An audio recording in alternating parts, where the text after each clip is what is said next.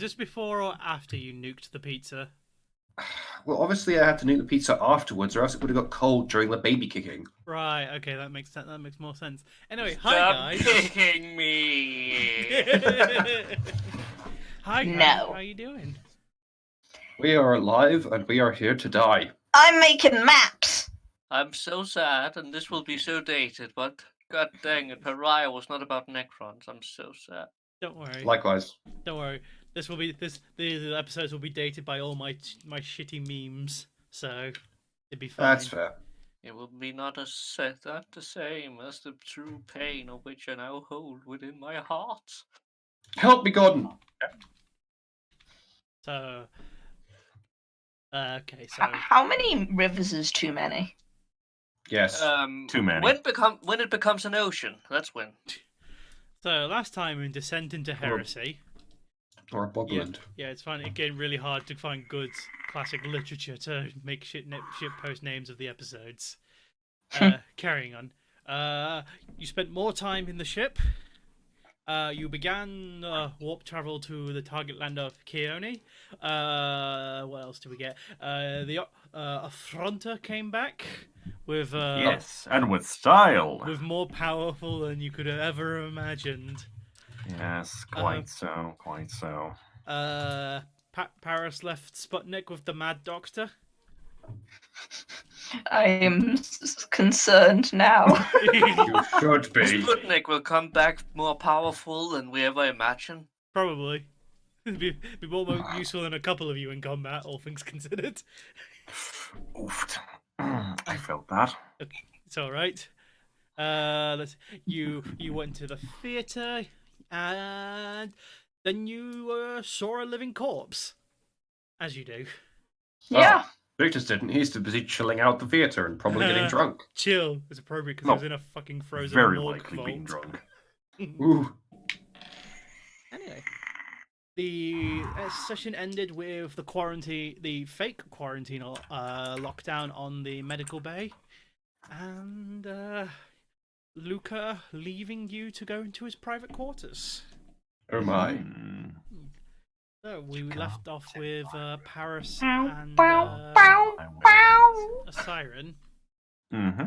So you've been given a fairly large information dump.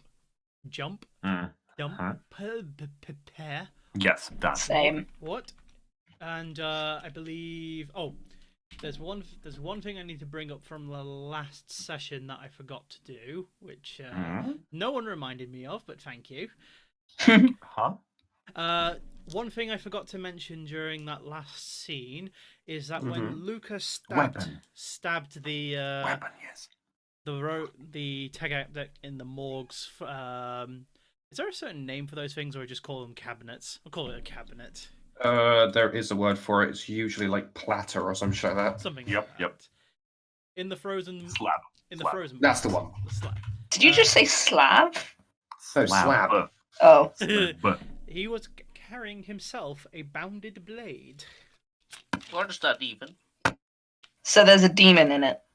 yes. That's basically what it means. Anyway, He has a delete person button. Great. yes. So, Oh, I didn't need to see that. Thanks, Google. what did the Did tech you find the furry porn again? No. That's on a separate tab. No, I looked at morgue slab and just got a picture of a dead guy. Oof. Thanks, Google. Oof. Yeah, you're welcome. Okay. Well, you were looking at the morgue. Yeah, but like... I can't help but think of. Oh yeah, I want to look at the word scalpel. Oh god, there's someone's heart. It's like, Well, it's gee, probably thanks. gonna happen. Maybe just I'm type gonna like fucking- scalpel tool. Maybe that would be easier. I don't know. Anyway, so what do the tech adepts do? You were given a fairly blanket instruction at the end of the last session. It's like, To not talk about this. well, or as I said, as to quote Luca, if you want to do anything useful, see if you can get her to wake up. Yep. So I would probably accompany Paris to the med bay, seeing how I'm basically like only going to be attempting to help. So Yeah, we're still in there. Yep. Yeah, I guess I am going to see what I can do to try and, well, not just like, just straight up wake her up, but also kind of stabilize her because we don't want her to go cuckoo bananas on us. Okay. Okay, so I think Drug the that's shit out of her. Morphine in the eyeball. so you no. exit the morgue and go into the main room. As you can see, it's more or less already back to full staff now that all the other doctors and another security staff are in the room.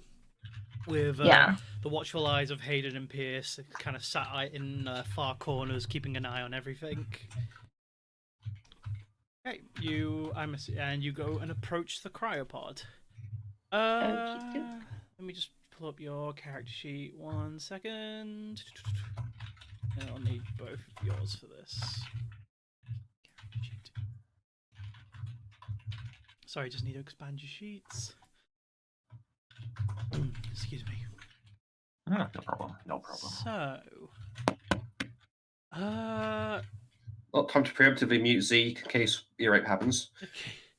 Could you both make awareness tests for me, please? Sorry. Okay. Flat awareness. Okey-doke.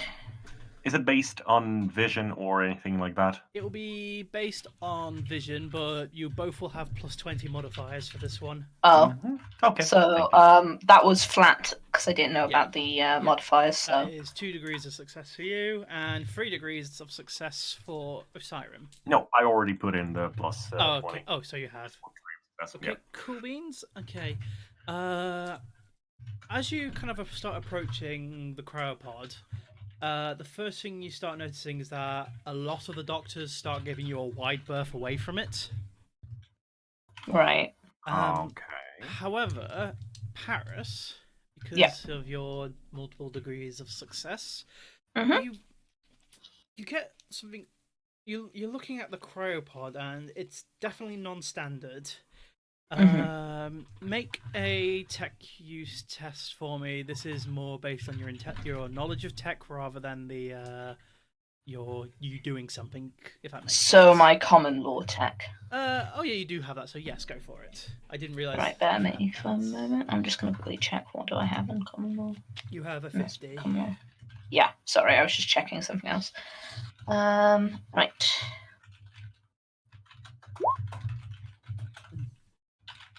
Can I use a fate point? If you want to use a fate Maybe I point can to- assist. Maybe I can assist. If you want to, I'll let Osiron roll first as well because he has the same law as you. And if he Yeah. fails, I'll allow you to use a Okay. Okay, the fate so it's point. going to be just Yeah. a flat tech use, yeah? No, it's the common law tech you have, so it's 50 is common your law target. Okay, no problem. Just a second. Common lore tech. There we go. Oh, I failed even. Yes, I'm going to worse. use my fate point. You're gonna use your fate point to turn it into a degree of success. Yes. Cool. So you're examining the cryopod, and it's unusual in its non-standardness. It's had what appears to be a vast majority of its parts stripped. A lot of the regulation and restrictions have kind of been lifted from it. You realize that this thing is probably way colder than it probably should be. Right. Is there like some sort of screen that shows her vitals as it stands right now? There is a hookup screen that is showing her current vitals and statistics. Is she stable? At the moment in time, yes. So despite the fact that it's really cold, she's stable. Yeah. She's probably stable mostly due to the cold itself regulating the internal oddly regulating internal temperatures. Based on the surgery that you had performed on it, it's very hard to say what her vitals will go like when she starts warming up. Okay, can I do a general check over her myself? In what are you mean through the interface terminal, or do you? Yeah, I want to see how ready she is to actually wake up. Okay, make a Medicae test for me, please. You wouldn't be able to use your mechadendrite for this, so because you're interfacing with the terminal itself, not with the body itself. Right. Okay. Sorry, I'm gonna re-roll that then.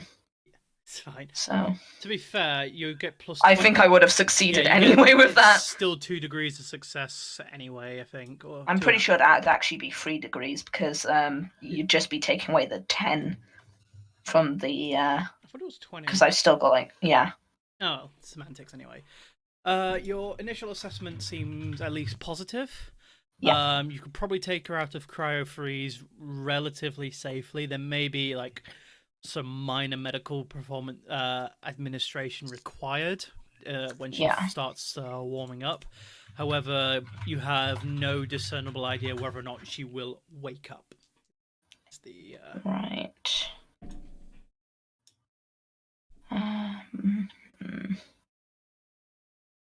Okay. I guess I'm gonna start the awakening process. Okay. It's pretty standard procedure. It's things you've done, something you've probably done many times before during your training. So I won't now make you roll for it. You interface with a terminal. You carefully start regulating the temperature upwards. I'm assuming logically you would take your time doing it a bit slower than you normally would, just because of how much colder she is than standard temperature freeze. Yeah. In the pace you'd think is realistically safe to do, you're probably spending at least half an hour kind of bringing her up to temperature at a very kind of steady pace. Right. Okay. The water is being filtered out of that's melted off her from all the ice is filtering out through the machinery. And it's a pretty good despite the strange modifications, it's in a pretty good condition. There's no leaks or anything. Probably like a bit of a not mist, a bit of vapor coming out of the pods as it kind of filters out some of the colder air. And after about half an hour, the freeze has she has fully thawed out and is ready to be opened from the pod. Right. Okay. The vital signs on the terminal show no indication of change. However, the increased heart rate, obviously due to thawing out. Mhm. Excuse me. Okay. I'm gonna try and transfer her over to a dolly then. Okay. Can I just, as a safety measure, prepare and holster the auto pistol that I have? Not showing it necessarily, just hide it in one of the robes. What are they called? Sleeves. Yeah. So you're drawing your pistol just in case. Yes, just in case. Yes. Or beans. Okay, you have your pistol holstered as Parus begins to extract the patient. As you you open up the pod door, and it looks like a lot of the healing that was performed by Spectre on the previous ship has done a lot of good job of kind of sealing up a lot of the large wounds she had from her body. Yeah. A lot of visual scarring, but at least it seems that all the wounds have healed safely with no sign of obvious infection. Okay. You pick her up. She's quite light for compared to how she was before, obviously, because she's not weighed down by like half a ton of gear. Yeah. But you're able to safely and carefully move her onto a dolly. Cool. Right. And I suppose at that point then it is a case of getting her hooked up to an ICU unit. And yeah, putting her under normal medical observation. Okay. There are plenty of bays in this room that you can feel suited to. As you start moving the patient around, however, Pierce begins to approach you. It's like, he goes, I don't mean to interrupt anything you're doing, but I would sincerely recommend that we place her in that ICU facility in the corner over there, if that's okay, please. Of course. Would you mind helping us? Not a worry. He signals over, and Hayden kind of moves his position so he can get a better line of sight on you. Mm-hmm. And he helps you push the dolly towards the ICU unit. Okay. Like, there we go. He kind of looks at you and goes, I'll let you get her all hooked up then. And so, you have a plan of action of what you're going to do, or? With a situation like this, it's best not to rush it. My patient's recovery is my main concern. Very, very good answer. I mean, it's probably unusual that you have, security forces having guns traced on that that patient at any given time, but I guess there's something new for everything, all things considered. New experiences make for good stories. Yeah, good story. And good practice. Well, hopefully you don't buckle under pressure. I assure you that my pressure sensors are optimized to maximum capacity. God damn. Oof, that was savage. You hook her up into the larger ICU unit, which has a better readout on her vitals. A bit more, you can assess them as the same, but it's just a bit more like pedantic details on a lot of the machines that give a lot more specifics than the kind of small one that was hooked up to the cryopause. Blood pressure's all normal, heart rate's normal. Basically everything. Her breathing pattern is, although slightly off, it's not off enough for it to warrant being put on oxygen. Okay. However, there is absolutely the only movement coming from the patient is the breathing. Albeit disjointed, there seems to be no stimulus at all coming from the body, the patient itself. Mm-hmm. Do you wish to attempt anything? Can we analyze brainwave patterns to see what sort of state the patient is currently? Okay. You can hook it up to an. Is it an ERG? I think it's an ERG. Can't remember. Yeah, basically, yeah. Yeah, and her brainwave pattern is very unusual. It's almost very starkly blank. It seems like there's very little activity. It's definitely a rough sign of comatose state. However, every probably around 3 to 4 minutes, there's a large spike in activity. It lasts for about 2 seconds and then it stops again. Her eyelids, are they in constant motion? Only when the ERG is spiking. Right. So she's probably in REM sleep then. Interesting. Time for the ice bucket water method. No. Splash. I'm not a healthcare professional. Do not do We're not this. going to waterboard the patient. No, not yet anyway. I'm probably going to hook her up with some morphine because she's probably still going to be in a lot of fucking pain. Definitely with when she wakes up. Yeah, definitely. So you administer some morphine. It seems to slow the heart rate slightly, but not enough to be of any concern. But that is being done. Okie doke. And also going to fit her in with a respirator, of course, as well as, of course, heart monitor, etc., etc., etc. And I'm going to keep her under personal observation for the time being. Okay. I'm assuming you're just asking one of the doctors to be under constant surveillance. They should be recorded. Yeah, though I did say personal, meaning that she's probably going to be doing it more often than not. Okay, so let me just make some rolls real quick. As you start seeking out some of the assistance from the members of staff, or each time you start approaching one, they each try and find a different excuse to not assist. Mm-hmm.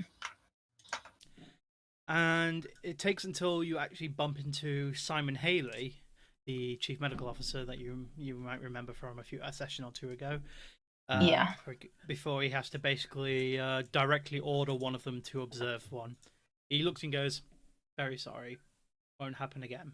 and he continues doing what he was doing. It's all right. I completely understand the reluctance to help this individual given what occurred.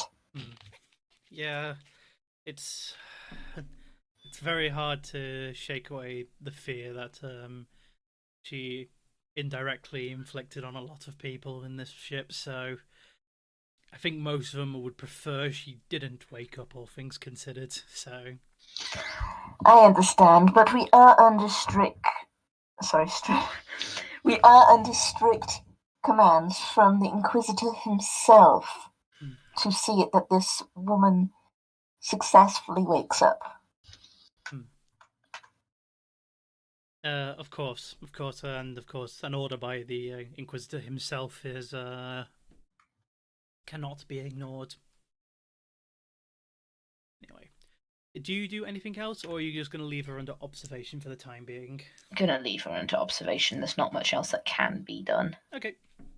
You get her all hooked up. She's all I assume you double check all the connections just to make sure you're happy. And Yep. I assume that is the sign for you two to leave the medical bay. Yeah, I don't want you guys to like spend too much time on me because I got a lot of time Yes. last session. But to be fair, that was something I was expecting. This one I was expecting anyway. Okay, Siren, is there anything you want to do after immediately exiting, or are you happy for the time being? Well, for the time being, I think that will be all. I was just there to see if anything goes wrong immediately, and if some immediate containment would be required. It seems to be all okay. So, Okay, then I'm just going to leave the Right. med bay for now. White, is there anything you Victus wants to do while during this whole fiasco? I have an idea for something, but I'll DM you it first to see if it's okay. I'd say check with Xenoc first. Okay, Z, is there anything you Well, wish to do? I'm busy plastering all the conversations, So all my information up on the walls as a sign of homework. I can figure this one out. On top of that, looking on with the possible references and notifications the Mechanicus uses, or even study the record of the two adepts already have. Right, okay. So you're basically just doing all your research, and that's about it. My character is under the belief that the research he did and the work he did was the thing that got him this one job. So Okay. you know, I'll allow I you mean, to that do is that. true, so... I'll allow you not to wrong, do yeah. that then for the time being. Okay. Let me read this real quick. Okay. Let's So say what- then 2 days have passed. So, okay. 2 days later. So you're still in warp travel at this point in time. Victus, would you like to make that roll? What role would it be? Roll a 1, 2, 3, 4, 5, 6, 7, 8, 9, 10, 11, 12, 13. Roll a d20. Two of them, or just one of them? Just one. Ooh, Okay. Intriguing. Ooh, 19. 19. Close, but no banana. Interesting. And here we Oh, go. no. Oh, no. Okay. This is the sound of terrible things. White. Yes. You wake up in a drunken haze. Ah, shit. There we go again. You've definitely had a bit too much to drink from your escapades after the theatre, and you feel like you've been out a good while. The last thing you roughly remember is one of the Tempestus Scions challenging you to a drinking game. You can't really remember the exact rules of that drinking game. They're a bit fuzzy in the back of your head. Scion games. And you wake up in a room you've never quite seen before. Here we go. Oh, great. Where am I? Are you like missing any around. vital? You get up kind of half grogged, but you definitely recovered a bit from the hangover, but you've got a thumping headache. Trained myself to sleep through it. You check your person. None of your stuff seems to have been taken. You got all your stuff. All your. I mean, I would have left like most of my stuff in the room or in the all the armory. stuff you would So have had on your person at that time. right, They haven't taken like your 2 thrones that you have left. my entire 2 thrones. yes. That means I got to drink for free. So That's going to be docked out of your pay, matey. Yeah. No.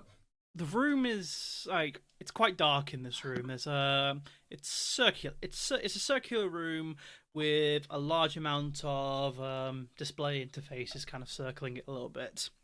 There is a large chair in the center of it with a few what appear to be bionic interface links that press into it.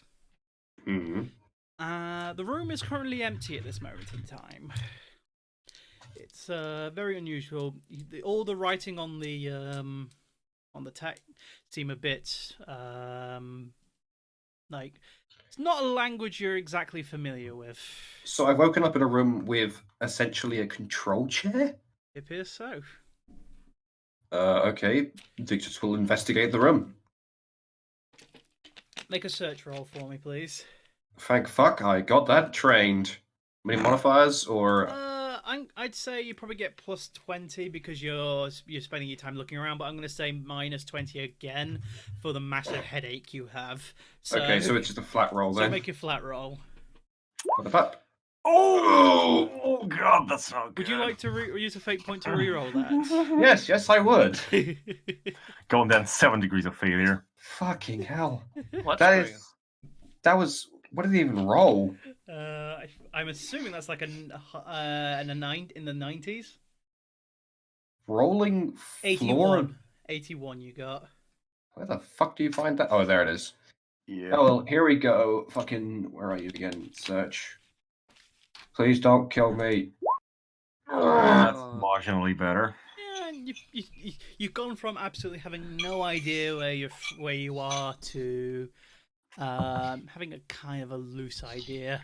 I'll go with that then. It's non-standard. It's definitely a non-standard, but you feel like maybe this is a control room of some kind. But you're not exactly skilled in any kind of formal knowledge of how this room works. However, you hear the sound of air compressing, and it appears to be the door is beginning to unlock.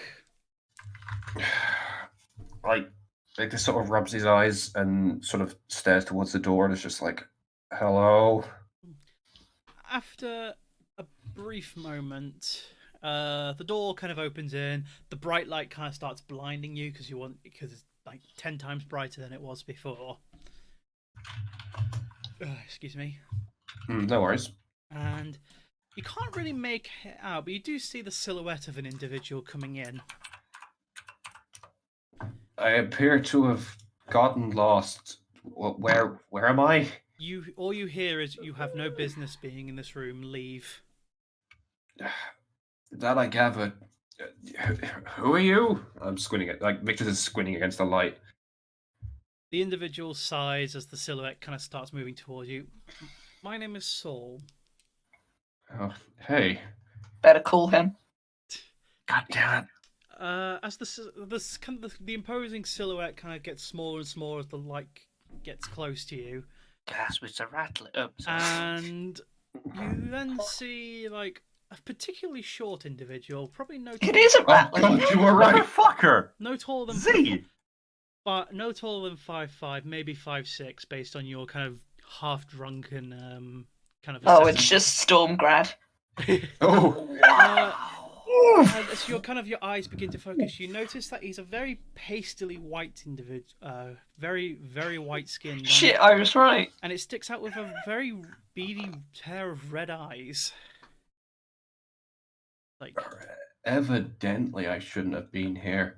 Do you even know how I got here? if I had any idea of how that was, I would make sure in future that it doesn't happen again. I guess because you're in here, you might as well know. This is the navigator's chamber. Well, You kind of, as your eyes kind of focus, you see like the kind of rough bandana going over his forehead. Oh shit! Now I would again instruct you to leave. apologies. Victor sort of like stretches, doesn't try to like tower over the guy at all, but is just like, I am a large man, hello, and then just sort of like stumbles out of the room. He's still deeply confused as to how he got there, but is like, how in the fuck? You kind of hear him sighing. You kind of roughly pick up his sighs as you start leaving the room, and almost the second your back heel goes through the door just slams immediately shut hard, kind of catching the back material of your shoe on it. It's not cog boys, it's those. Damn, Don't what say part- it's so close. Throne, protect me. How did I get wound up in so many people? It's like you see you see a little bit of commotion kind of seeing you around the kind of start gathering around you as a bunch of the Tempestus Scions kind of start drawing their swords. It's like I don't, probably none of them you recognize, and you quickly hear one of them shout, "Identify yourself." Victor's size is probably something he had to deal with before. So he puts his hands up and then does the side of the Aquila in front of him and goes, Victor's Hackster, ground team of the other ship. How did I get here? There's everyone's looking around, and then you kind of hear a voice in the back of the commotion. It's like, "Stand down. He's with me." As you roughly recognize the facial features of Zachariah through your slightly hungover haze. It's like, Zaki! you have been What the- You have been missing for 2 days. 2 days? Damn, what do they have at that bar? I believe the substance you started drinking in the end was called Clearview. Well, I certainly don't have one right now. Clearly not. He laughs to his own joke and goes, Let's get out of here. How did you end up in the navigator's chamber? Some things are left only for the throne to know. You know, this is going to be some interesting security footage to watch over. Yeah, I imagine it's going to be useful for reinforcing security. I have no idea. I just hope I don't get executed for it. That is probably the third or fourth most security tight room, and you managed to break in a drunken haze. We probably need to start working on security more here. Like, Victor squints his eyes and then sort of goes, "Oh, there's probably a worse explanation. I might have been let in." The Zachariah kind of looks at this guard, and he kind of pulls off the helmet off one of them and goes, "What did you do?" It's like, "Sorry, sir." He starts laughing. He begins to laugh. "Wasn't my fault, sir." It's not the first time this has happened to me. He just looks at you and goes, "Maybe you should." As Zachariah turns to you, "Maybe you shouldn't drink so much." Yeah. He kind of starts whispering in the guy's ear. He's not very subtle about it, but you do realize this guy outranks you and could probably have you executed for this. You might want to stop pissing about. It's like, "Yes, sir. Sorry, sir." And he dismisses them. So, he kind of wrapped his arm over your shoulder. "How about breakfast?" That sounds like a great idea. I see you met. He reaches into his pocket, like rubs the two friends together, and goes, "Don't suppose you guys take bullets for currency here?" We're not in an apocalyptic scenario yet, my friend. However, In this line of work, let's just say, just got off one. Well, you made me laugh, so I'll pay for your breakfast this time. And that will probably be Victor's shenanigans wrapped up for getting breakfast. You find out what you guys have been up to for 2 days. I'm assuming most of you, it'll be so you would have been in warp travel, so it's 4th day into the 13 days of warp travel. I'm assuming Parus would be mostly checking in on the patient for most parts. Yeah. At the moment in time, no change in health. Osiron, would you have gotten up to anything in those past 2 days that might be worth rolling about? maybe I would have just started working on the fronters, like general training, seeing how I might improve his aptitudes to anything. Like, I know that he's probably got an aptitude for being a pilot, seeing how, Yeah. judging by the origins of the data chip. But like, maybe I would try to improve his like melee weapon proficiency, if that is at all possible. Make him watch Wait, some. Wait, can you operate a gun? That I mean, probably. Can you operate a mounted gun? Yes. We could leave a fighter in the van as our fucking gunner. Yes, he's gonna be our rear gunner. Yes. Telling me that we are leaving the octopus in charge of the weaponry. So Yes, heavy weaponry. So you need to train it in solid projectile kind of. Solid projectile heavy. Heavy. Yes, Yeah. yes. I'll yes. make- Like, I'll- I'm probably gonna show him the Terminator Okay, movie. I'll say you're working on that for the time being, but I'll make a note of that and see how Okay. I decide that goes. Okies, I'm happy with this. Just deploy heavy gun squid whenever we're near our vehicle. Deploy the Squidward. Okay. About Square it. the day goes on pretty.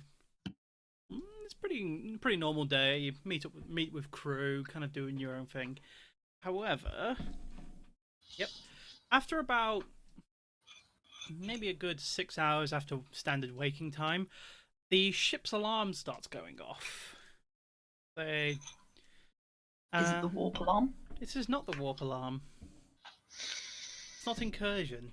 After a brief delay, there is there's an announcement on the tannoy. It's like, attention, all members of security report to the medical bay immediately. Am I shit, here also we go. there? I'd say at this moment in time you are not. Okay, I'm heading there anyway because I am concerned. Okay. Cuss. Anyone else Enjoy. following her I'm- there? I'm probably gonna Considering get a clue. know- Yeah. I mean, If I I've know eaten what's breakfast, in the I probably would medical. have legged it. I know would've what's legged in it the medical bay, don't I? Sorry, what was that, Z? I know what's in the medical bay, don't I?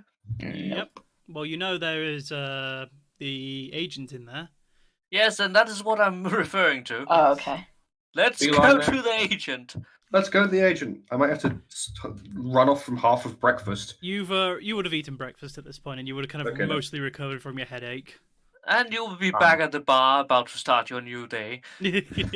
Mug of recaf. You start. Not Scottish yet. You jovially pace your way towards the medical bay, kind of slightly pushing past members of Swarms of soldiers. staff. However, there's a line of soldiers in. However, as you start kind of making your way through, they respectfully let you through, because obviously you lot outrank them.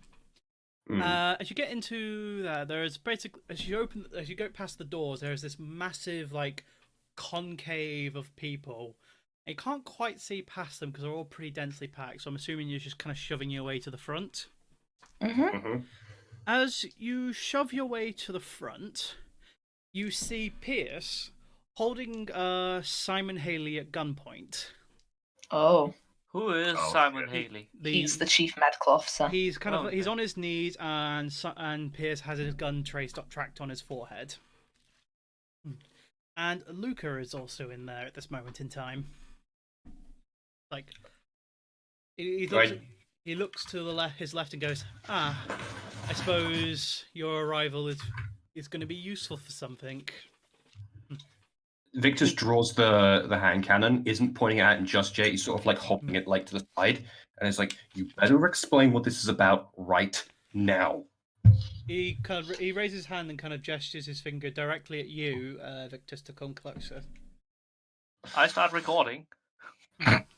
I would like to prepare. I sort of like hold my hand out to everyone. as well. Do I have any way to get to the agent? Because I want to check on her and make sure she's all right. You'd have to shove your way through people, and with all the commotion, it's kind of hard to hear any of the machines in here. So Okay, can I use my optical mechadendrite then to see what's going on? I can Looking raise... at the audience like a fucking periscope. Well, that is actually what it's for. You kind of look over and you see there is two members of staff kind of wrestling over the patient, and she's started going into a critical condition. Right. dear. I am going to push my way through and get straight to her. Okay, I'll let you do I would that. like to follow, So- following it. Luca turns to Pierce and goes, "Please repeat what you just told me the doctor just did." Pierce, without ever taking his eyes off Simon Haley, he tried to administer an overdose to the agent and kill her while no one was paying attention. Under whose authority? Pierce just kind of flips the gun to grab the barrel and just smacks Simon to the floor. He kind of wails in pain and responds, "It was my own authority. I made the call." Guys, I'm going to do something dumb. You can stop me now. You have one chance. I won't. I'm too busy recording. Anyone stopping me? Nope.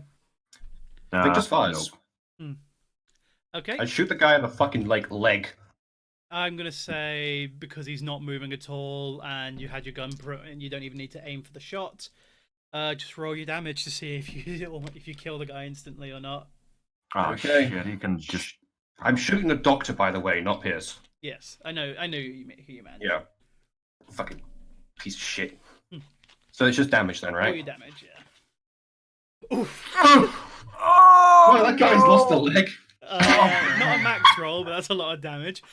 He's That's lots of damage. alive, barely. He screams out in pain, and you can kind of hear a rough laugh from Luca, kind of a very abrasive kind of laugh come from Luca himself. It's like, I see you jumping the gun a bit, but I guess I don't need to test you after all this. What I was going to say is to make sure you're actually going to do something useful around it. I was going to say execute him, but suppose that doesn't need to be Initiative, done. sir. My apologies. Maybe next time wait for my command as it was clearly under control. However, he's still alive. Do you wish to have the honor of fixing that for me? Oh shit. The guy is rolling around in pain. Is probably going to die, right? He's probably not going to bleed out at this moment in time. Well, it'll probably take him a good while to bleed out, but depends. Do you want to let him suffer, or do you want to shoot I him? want to roll to check if I remember something first. Okay. Is that it's a military thing though? Should I roll law Imperium for the my military background? Let me just check something. I'll be right I'm going back. to say it's something because of your training. It's not something you'd forget. Right. Yeah, It's so- more something his parents would have probably taught him. Okay. Yeah. Victus draws the pistol again and does the commissariat declaration of execution. Okay. I would like to total recall if he's related to any of the important characters on the other ship. Who, Simon?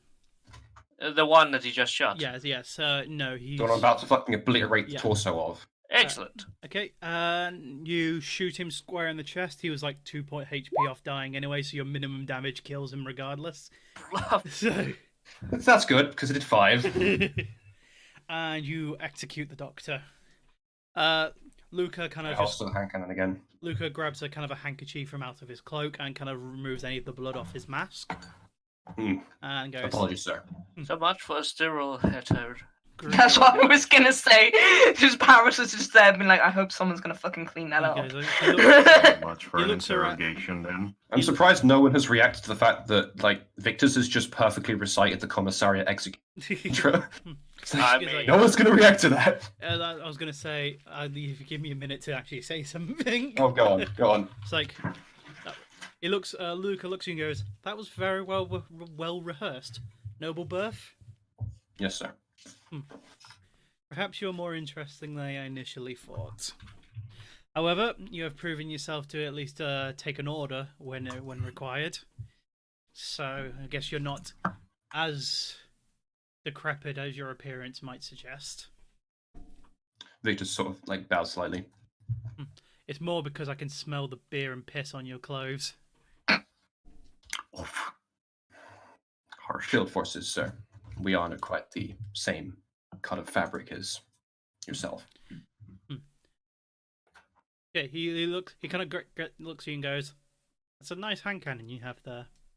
Strange modifications on it, but at least a good choice in one of the few good choices in long-range weaponry, all things considered. Mm. Hmm. Does he? I imagine. No, he probably wouldn't. Would Victus have told him that he currently has a bolt pistol on him? I mean, you could always flash it to him. Flash. I mean, I don't want to flash the fact that I have a loaded bolt pistol to be like, where the fuck did you get that? I borrowed it. No, you fucking didn't. So no, he's probably left it in like the safety box in his room. Yeah, fair enough. So he kind of just looks and goes, "Go clean yourself up." He snaps his fingers to, I'm assuming, just a general broad spectrum. It's like, you lot, clean that mess up and get this place re-sterilized. Anything to go? I'm gonna pat Pierce on the shoulder as I go past and say, "Good job, kid." And then probably, is there a medical shower in this building? Here. Pierce kind of just points to one of the kind of smaller corridors that kind of leads off from the medical facility, and he says, "Down there, you can probably find something to clean yourself up properly." Luca kind of starts barging past and goes, "What's going on now?" This is towards you, Parus. Yeah, I was going to say Parus is going to be busy trying to stabilize the agent. Okay, make a Medicae test at a -30 roll for me, please. Ooh. I am going to use my fate point to put that into a degree of success. Yeah, so that'll be my last fate point for today. Okay, you start working on, and you kind of inject her with the appropriate. I can't remember the name of the sedative that kind of helps lower heart rate. You kind of start. Cyanide. Wait, what? No. Beta blockers. Yeah. It probably takes a good 20 minutes of work, but luckily, thanks to the assistance from the other two doctors, you're able to at least get her relatively stable. Her heart rate is kind of unusual, but it's at least something where she's not immediately dying. And a quick look on her body, you can see an injection on her body at some point and a discarded syringe. Can I tell what he used? It was... Let me get my notes. It's basically a ridiculous shot of morphine. Like, way more than than that's possible recommended for a human being. It's only half depressed, so you logically deduce that he was interrupted before he could finish doing it. I don't suppose they have naloxone in the dark future of the 40th millennium. If they've got morphine, they've probably got something to help with that. Inquisitorial ship. If anyone should have it, this should be it. Luca kind of keeps his distance for a second, and once the very violent beeping from the machine starts to pace down, he approaches you. It's like, is she going to live? Yes, it seems that someone interrupted him just in time. I think that would be Pierce. I think, based on the quick summary he gave me before you showed up, he basically tackled him to the floor as he saw him doing it. Luckily, Pierce has got some medical training himself. Not enough to be a qualified doctor, but enough to realise that pumping someone with, I don't know how many cc's of morphine that is probably bad for your human health. Scholastic law, chemistry. How Fuck, bad you is would it? know this. Fuck, I forgot you had that. I'll just like to say you can roll that, but I don't know the actual answer for myself, so let me Google that real quick. The antidote to an opioid overdose would be naloxone. Yeah. It's a specific blocker for opioid receptors. I'd say something like that. Yeah. So you communicate that, and he's like, and one of the kind of doctors is like, we are fortunate enough to have an equivalent of that. So it's If you're soon enough, you could technically tourniquet the limits off, then do a force blood filtration. But that's like high grade. Oh shit. Yeah. It's like, Luca kind of thinks for a second. You know, it's not every day you have to execute your chief medical staff. I understand. I left him in charge of her just so I could take a rest. I've been here around the clock otherwise. And it's understandable. I mean, who else would you leave it with other than the most important, what appears to be the most important person in this room? He was the only one who offered. Now I know why. He's waiting for you to drop your guard long enough to do it himself. Well, I I'd like my stuff brought in here. I don't want to leave her alone now. understandable. I need a replacement chief of medical medicine here. However, I'm not inclined to exactly give you this role.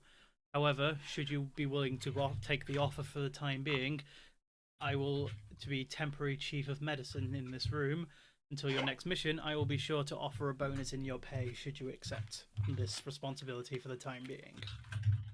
If there's no one else more qualified, it would be my duty and my honor. I think he looks around and goes, it's not that there's no one else willing. I think it's more of a case of I think someone off this ship is probably more trustworthy at this point. And to be Understandable. honest, and he looks and goes, and to be honest, you're the only doctor on here that fits that bill other than that strange man on the Sancti. You mean Pierce's brother? Yeah, he's uncomfortable to be around. I've had close workings with him. He seems prickly, but he is very efficient. He's a good doctor, but wouldn't exactly call him chief of medical staff material because you need to have like probably more. To quote him himself, he prefers dealing with the dead. Apparently, they don't talk as much. I suppose you're right on that. Anyway, Luca does some quick gestures around. Everyone pretty much reflexively kind of understands what he's meaning, and they begin carrying on as normal. Sorry. He kind of pulls over Pierce and goes, "I want you to be watching over this individual until she leaves the ship. Understand?" "Yes, sir." And he kind of looks and goes, "I suppose the patient's also worth watching." And he begins leaving. So he's referring to me. Yeah. It's like Pierce just kind of steps and goes, "Looks like I've been assigned your bodyguard." Or babysitter. I prefer the more professional approach, as it were. I know, but you're going to learn I'm a bit more light-hearted than you'd assume. I'm pretty sure that's why your brother dislikes me. Spectre doesn't necessarily dislike people. He's just not very good at showing affection, shall we say. He has a very interesting sense of bedside manner. Let's just say if he dislikes you for the puns, then he'd absolutely detest me as a person. I can tell you he doesn't. Honestly, I can't tell. It takes time and like brute force. Growing up with him, it's a wild ride. Anyway, I'm going to kind of get comfy where I'm gonna kind of rest against the wall for a bit, and I'll make sure no one tries to assassinate you. Thank you. She's just like a bit awkward about that. He just goes. Just kind of gives him a real awkward thumbs up. He just goes, "Probably not my best line I've ever given. Not gonna lie. Certainly not reassuring. Don't worry, you'll be safe. I saved her, ish. Kinda. You did most of the work." Well, what? Yeah. Right. She just kind of like waves her hand and continues doing what she was doing. Okay. Right. And time carries on. Nobody's going to acknowledge me. When Okay? eternity. You're doing your yeah. job. Also, I just realized, Z, your character now knows via Total Recall how to do the commissarial execution. Same as mine, I'm actually. just it's same as Parus. She also has total recall. Fucking Same hell. here. So not only does Victus have the weakest memory, he reasonably has holes in it as well. Fuck. They remember everything you've ever done. You're teaching others valuable skills. Like when alcohol is too dangerous. Data bank updated. Commissarial execution. Oh, yeah. Entry added. She's ambidextrous as well. As time goes on, and eventually there's a bit of a judder in the ship as you finally exit warp travel. Anyone that has a window side view of the ship, which some of you may or may not do, you'll see a more or less completely frozen planet. There's appears to be no kind of satellites or external workings outside of it. Z, Yes. during your research, you was able to find a fairly decent chunk of information about Keone. I would like to add one thing to the things I've done during that. I would probably also go to the bay where Sputnik is, take a few videos, images of him, and give them to Caitlin during... I will say is that he's still being worked on, so he's going to be a bit... Yeah, so you basically be taking pictures of my dog being, like, ripped apart and reassembled. You do that every day. I think that's normal for you. I'm Jaden. Yeah, to save people's look. life! A disassembled dog. Good You picture. gave it to this madman. I didn't know dogs could do that. That goes in the records. That is what That's not supposed to go that way. That is what I describe as a pro gamer move. I would like... I might get someone might tell me that before I go to Paris. I like to think that fucking Victus has stopped him, being like, maybe don't. That's. Yeah, Victor's just like brushed himself, cleaned himself up, and it's just like, stop. Boy, that's not a good thing to take pictures of. Maybe don't give the lady a picture of her dog being disemboweled. And this is where the organ replacement surgery comes in. This is where you see the respiratory replacement, and I think it's called a nuclear stomach. Oh, don't be such a baby. Let's go back. They put it back in, I think. Not the same one, though. Carrying on. Okay. Z, Moving forwards. your research. So you find more as you due to the access you have of the personal library of Luca and a bit of kind of cross-reference knowledge. You're able to find a fairly decent chunk about Keanu based in inquisitorial record databases. So you find out that Keone is a very strategically located planet, which is within only a single warp jump between a relatively close battlefield. That's a skirmishing between a group of Astartes and versus what appears to be a fringe warband of Chaos Marines. It is hard to say the exact details on which, because it's because the details aren't really that well kept. However, because of its strategic location, it is it's an excellent refueling point and weapons manufactorum. However, the reason it is still completely frozen over is one of a more tactical reason. It has been arbitrarily not put under terraformed due to it being kind of like the concept of basically a stealth forge world where it has a very minimal energy output signature.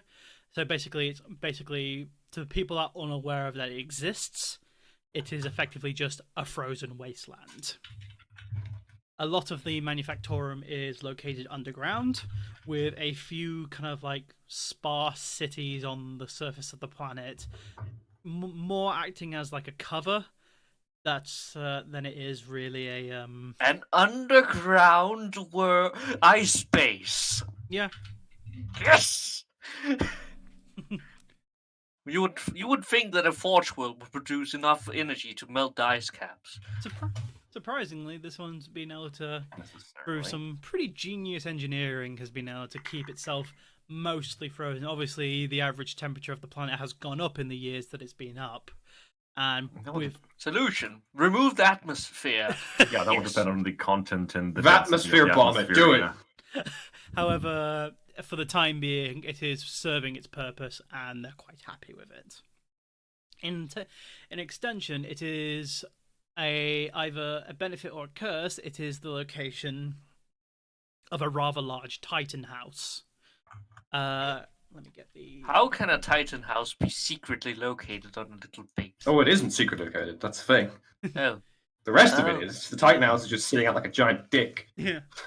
I'm joking. Most likely. So it's a Titan world that is nowhere near any other Forge worlds, just in the middle of nowhere. The Forge world's located underneath its surface. Yes. Okay. Okay. I've heard weirder things. Uh. You wouldn't believe what's on the moon of Terra. On the moon! You wouldn't believe what's in the core of Mars. You The wouldn't believe Noctis what's on Labyrinthus is not the Rim Worlds. Many doors, Ed boys. Way too many for couch potato heads such as yourself. God, that fucking scene is burned into my memory. What a great Anyway, scene. carrying on. It is on the planet, as far as you're aware. It contains the Titan house has been relatively depleted over the years, as they have been put into service into some other locations due to the kind of the area you're in. Other than this kind of one skirmish, that's a fairly large skirmish that's going on. It's a fairly quiet sector for most large scale conflict. So a lot of the Titans have been moved. However, you are aware of at least 3 Warlord class battle Titans that are located on the surface of the ship, with a number of Warhounds and Reavers kind of collecting on the numbers. I presume I have the exact numbers later, but It is based on the information you have. You estimated a roughly 25 Warhound Titans, and between 7 and, because of conflicting records, between 7 and 9 Reaver Titans. Which one is the latest? I don't know. Sorry. Oh, you mean the latest, as in like of the conflicting records? The most recent record says 7. I will take 7 then. Okie doke. Okay. And there is 1 Nemesis Warbringer Titan on the planet as well. Oh, great. Someone just browsed the Forge World homepage to see what was... sir? Is it called Forge Chan? Forge Chan.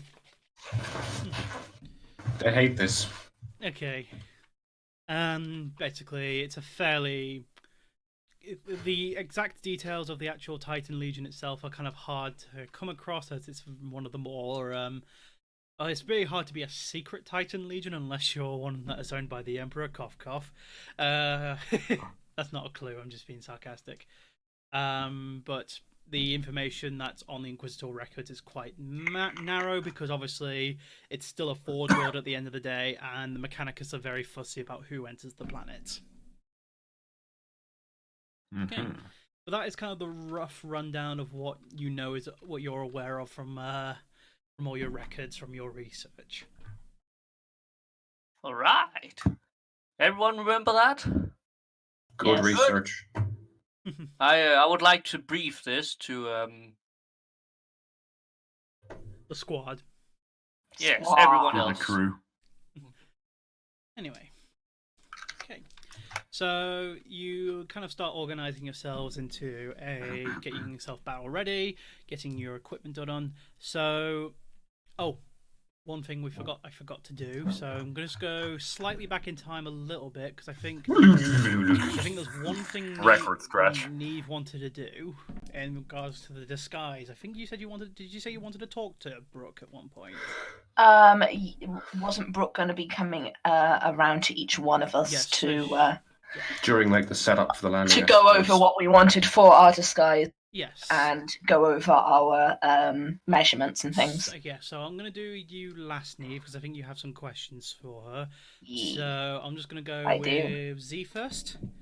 So Z, do you kind of the young petite kind of woman comes in and goes, "Excuse me, are you Melvin Delicart?" Secretarius? Yes. Secretarius, sorry, I had the wrong name in my head. I have been sent under request by one of your colleagues to take your measurements to plan a suitable disguise for when you board the planet. Oh, he pulls out a list of her numbers and hands it to her. He goes, she kind of goes and goes, "Oh, well, that saves me some time. Right, I'll get that worked on for you. Thank you for your All time." right, and on the back side, there's a list of things that could be specific to these individual worlds. I have references if you need any. I've got some. I got some pics from the database that I have access to. So Excellent, but there's also a mention in this protocol here from some pilgrims that was discovered on Segmentums. I think that it also represents an earlier age, but just in case. Did you just tell her how to do her own job? Yes, because I do the research. she just nods and goes, right. Well, I thank you. I'll see to it then. Okay. What the fuck? Okay, as a tangential note here, just because I'm interjecting, I'm googling shit to make a shit post, and Yes. apparently related to the search for disguise, people also search for psychokinesis and vampire. I guess vampires have certain other Telepathic problems. disguised vampires. That is certainly a thing. Okay. So If yeah, only. my apologies. Okay. Probably within a day of that happening for Z, she finds Victus. Like, hi, are you Victus? Hello. Are you Victus? The one and only. How can I help you? I have been requested by one of your colleagues to take measurements for you to FYI, Victus, this is the girl that you hit on at the bar. Yeah. for a suitable disguise for when you're aboard your next mission. I'll be infiltrating with one of the other agents, so I'm not sure what I think would be suitable for that kind of less disguise, more camouflage. Right, so it's a nice world, so I can probably work something out for you. I've spoken to Pierce, who I believe is going to be helping you get in. You're going to be his colleague, as far as I understand. I'm not privy to the information. I'm sorry. It's Something along those lines, yes. So I'll probably get you something like suitable for like ice weather that I guess a bounty hunter would wear. I guess, and I can try and work you up something nice. Thank you. Okay, so she pulls out a tape measure and goes, could you just at least remove the flat coat so it's easier to measure you? Yeah, he just undoes the cape first and then lifts off the flat coat. She kind of cycles around you. My. Fairly in depth, and she's I'm too sexy for my shirt. Too sexy. she's clearly done this enough times that she has like no qualms being a bit awkwardly close to people. Probably after a good 15 minutes of making notes and getting everything right, says, okay, I can have something ready for you by the time we're there, so I'll be sure to Thank get you. to you. Okay, I appreciate it. next she goes to would be Osiron. Yes. And first verse, same as the first. So Exterminate. Greetings. I'm here. Oh boy. I'm here to help you get an appropriate tech addict uniform for the planet you're about to go on to. Splendid. What would be required of me? I just require to take your measurements just so I know how big I need to make this thing. That is permissible. Okay. She's fairly quick with you. Doesn't take very I long. would just T-pose. Yep. Stand still. Yeah. Unexpected. I can't believe you're asserting your dominance. I am. Okay. She Assert the dominance. kind of looks over and goes, before she's finished off, she goes, I know it might not be my place, but have you ever been on a frozen world before? That wouldn't. Our homeworld of Voss does not quite fit the description of a frozen world. No. Right. And it might be just worth me prying to say, due to where your augmentations meet your skin, you might want to like see to someone about preventing kind of any like permanent like frostbite injuries or something. Obviously, I'm going to make these really warm for you, but it could be quite nasty while you're on the planet's surface, so you might want to get some protection sorted out. Correct. We already have the void suits. However, any additional thermal protection would not go amiss. You've already got void suits, right? Okay, sorry for prying. I won't say any more. Sorry. That is not a problem. You needn't apologize. She finishes her work and then she leaves. Splendid. And now Jolly good. now she goes to Paris. Like, hi. Ah, Brooke, wasn't it? Yes, yes.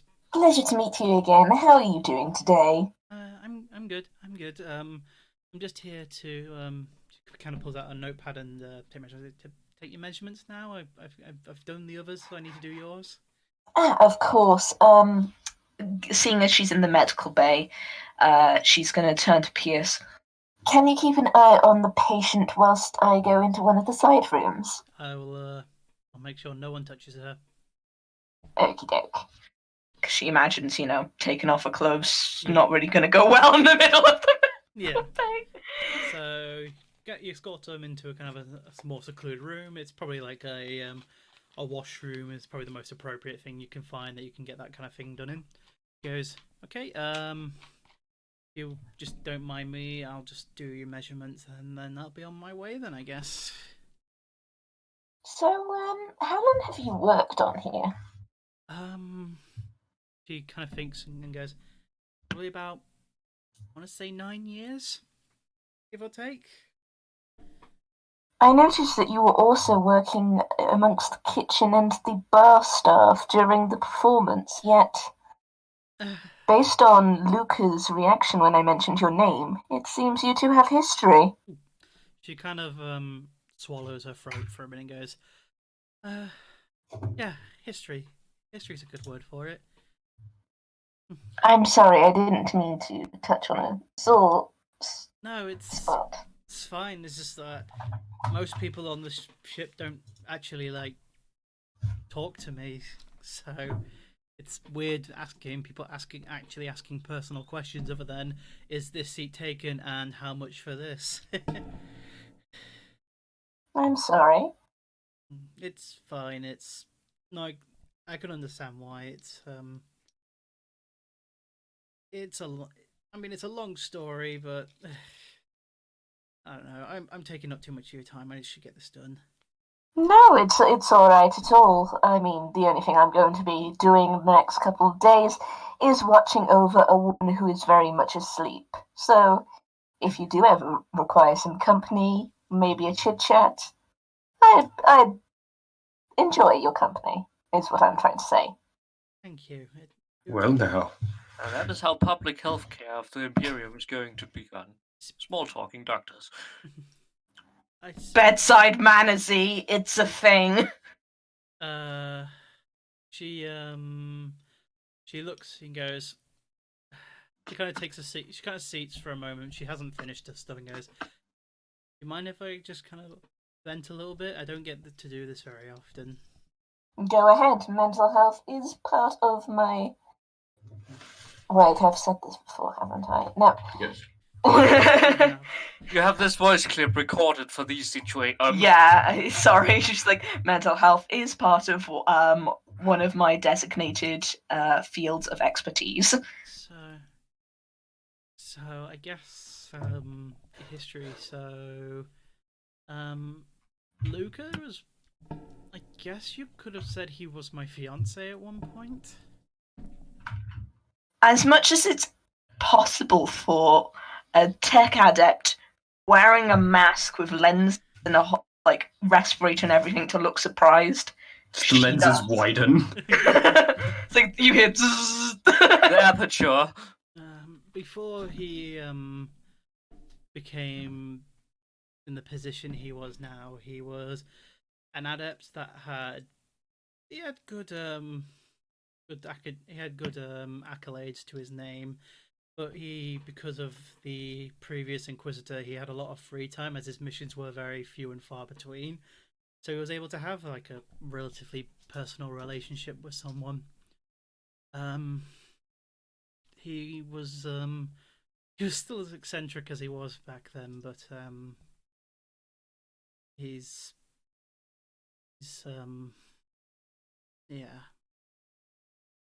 not the man he quite used to be. He's done so many things that are just so utterly inhumane for his work, and it's changed him as a person. And there's nothing, and he may have been the man I loved at one point, but you can't look at someone who has done these things and in the exact same light and think this is exactly what I want. I still love him for what he is. Talk for yourself, lady. But I love him for what he is, and when he's around me, he tries to be that man. But 1 second. Take your time, Brando. Sorry, just got interrupted. What was I saying? But I've seen him. I'm sorry. Can we change the subject? Sorry, it's a bit difficult to talk about. I'm sorry, I didn't realise it was that personal of a question. It's fine. I'm not used to answering questions like that. She just after probably a good 2 minutes of kind of catching her breath, she just starts continuing taking your measurements, and she just kind of like completely unresponsive to any questions that you ask her.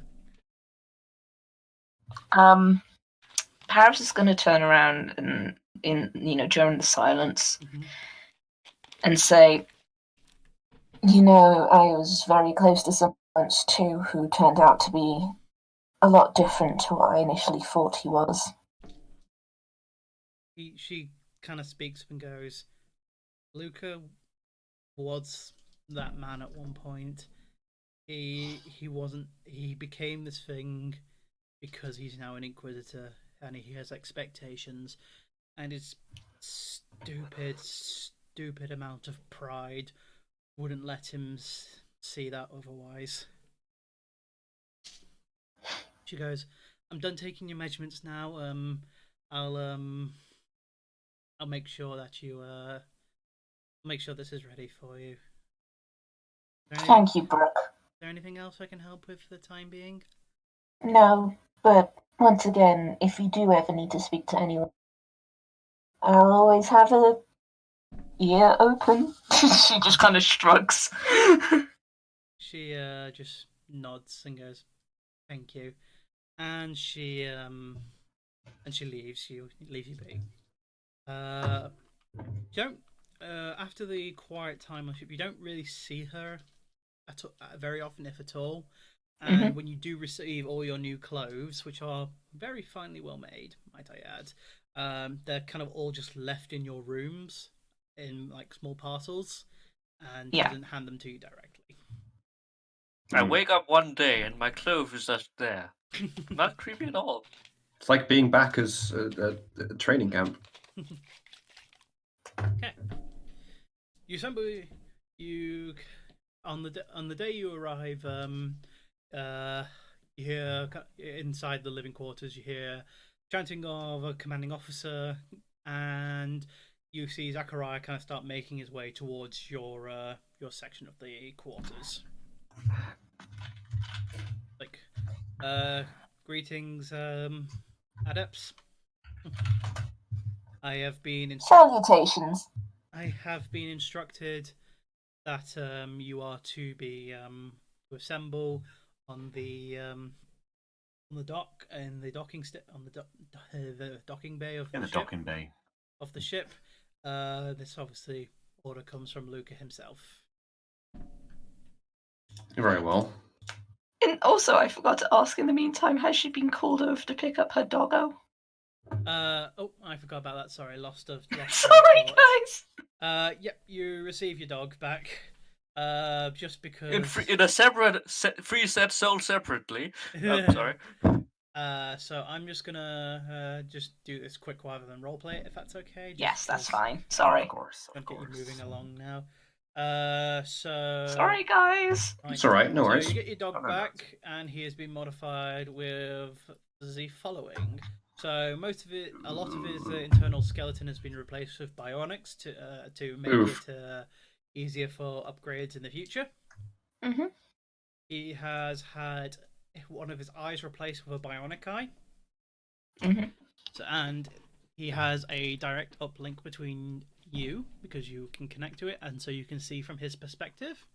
Yay! Dog vision. He has an Auspex scanner being kind of put into an interface on his back. Auspex. There, Auspex. Same word, different. Mhm. And his jaw and talons, or claws, whatever a dog has, Mechlaws. Canines. have been replaced with metal equivalents. So he Neat. can rip and tear. He can rip and tear. Huge guts. And if Good. if you're viewing, you've probably seen. If you've seen my Twitter, you've probably seen me retweet news image of what Butnick looks like now. If I remember correctly, he also now has a cavity where things can be concealed. Yes, he has a cavity It's a located, dog. Pocket. located under his stomach, which has something large, a cavity large enough to conceal a knife or a handgun. See, I told you who put it back. A dog pocket. A dog pocket. Bored. Sneaky. He can give gun. Okay.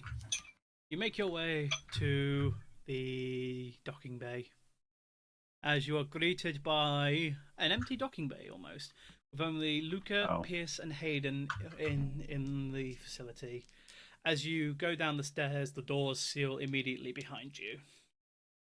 As to be expected at this point. Okay.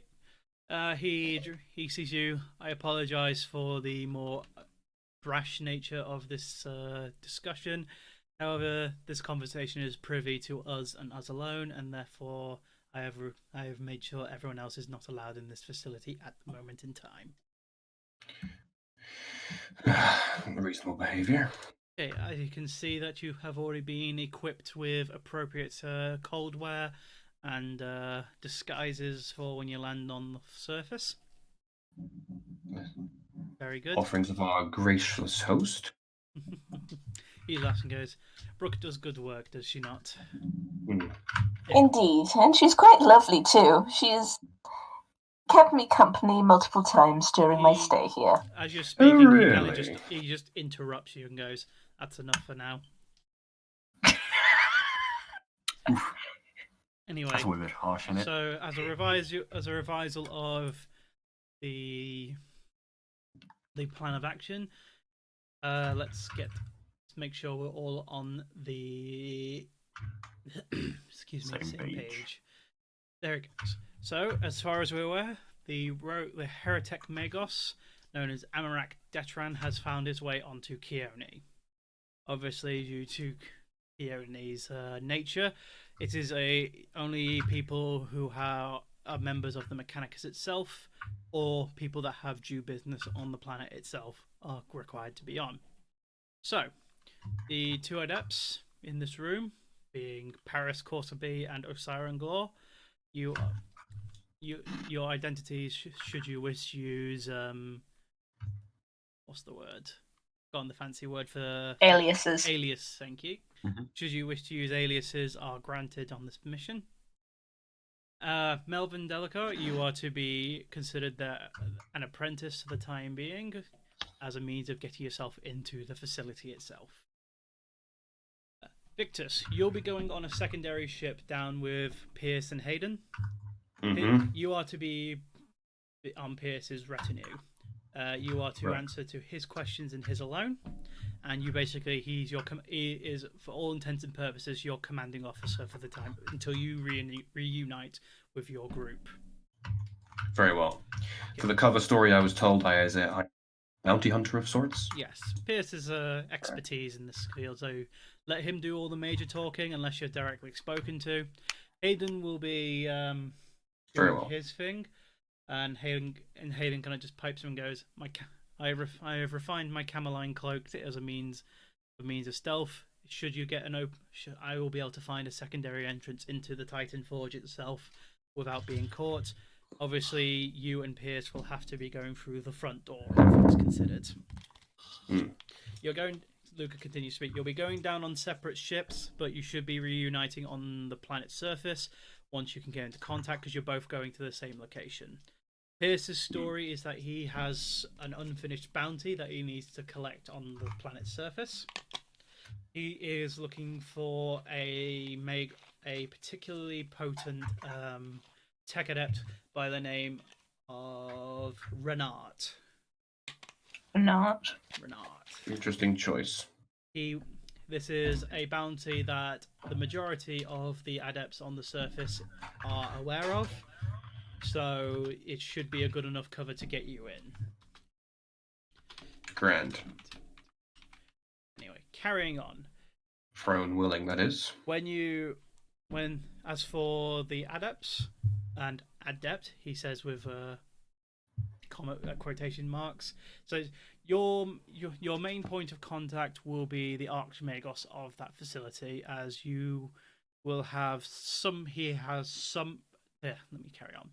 He has some. We have some privy contact to him beforehand.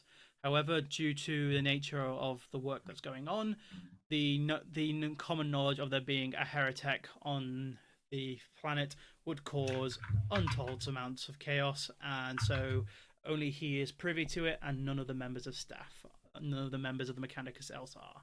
His contact name is Archmagos Tyrael Saturn. Archmagos Tyrael. Tyrael Saturn. Okay. Tyrial.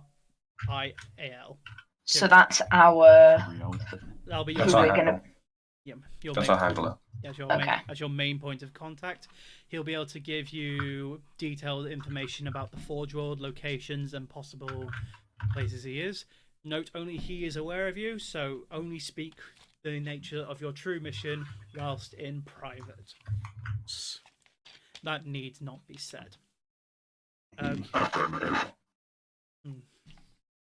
I'll keep quiet then. You'll be landing on, by his namesake, in Port Saturn when you land down on Keone, named after the good Magos himself, egotistical bastard. Founded? Anyway, you'll be landing on there. You should only be apart for the descent, and maybe approximately half an hour until you reunite, as there has been as your transport is already prescribed to you, and you'll be able to get. I'm pretty sure you'll be able to weasel your way into getting a bounty hunter in a non-standard Magos vehicle. That'll be for you to work out on how you're going to sell the story. The end goal. I can have some ideas. The end goal is to get Detran on my ship alive. Note, alive doesn't necessarily mean in one piece. And as far as I'm understanding, he is all machine but his brain. So take his head off and just bring it to me. I really don't care what you do. Just bring him up here. That certainly can be arranged. We'll work at it. However, due to the nature of this individual, alive is not mandatory. So, should you have to kill him, at least extract whatever information you can from his memory units, and then bring that back up to me, and that shall be that'll be combed over for every scrap of information we can get. Directive list updated. However, if you come back with nothing, the mission will be considered a failure. Understand? Understood. And that is not acceptable. Yeah. Any questions?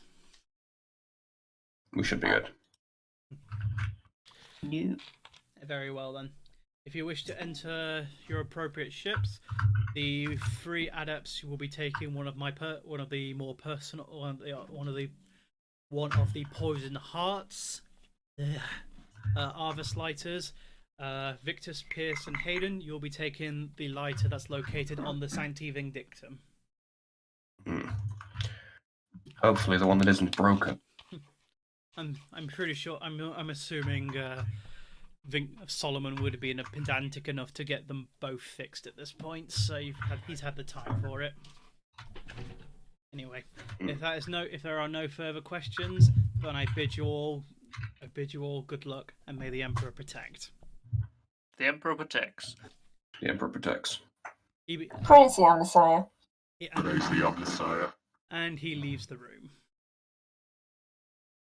Okay. Pierce kind of draws attention to himself. Yeah. I'll see you all on the planet's surface. Don't get shot down on your way down. And he kind of grabs Victus by his shoulder and drags him into the lighter that's located inside this bay. See you on the other side. Down we go. As you enter.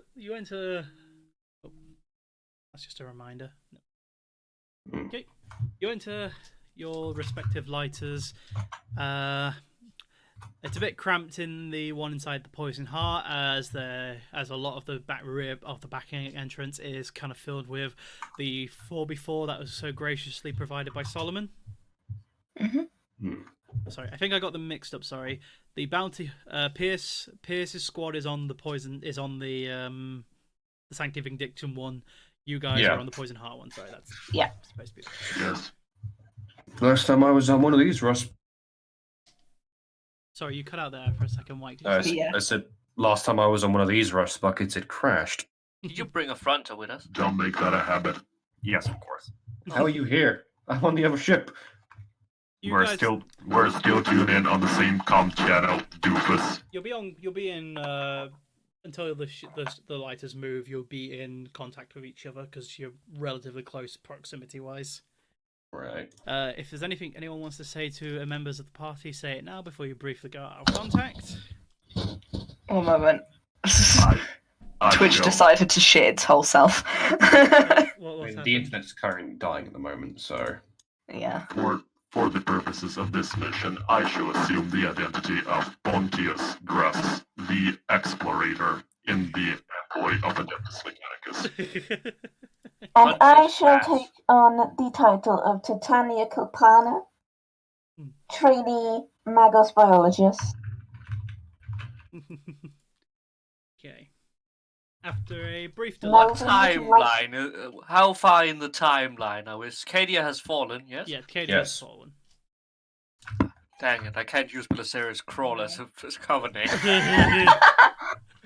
you could be Calarius Brawl. Calarius Brawl. The original. Original character do not steal. Okay. God, this is going to be the worst shitpost I've ever made. So whose apprentice will you be? I'm definitely not a Magus biologist, so good choice.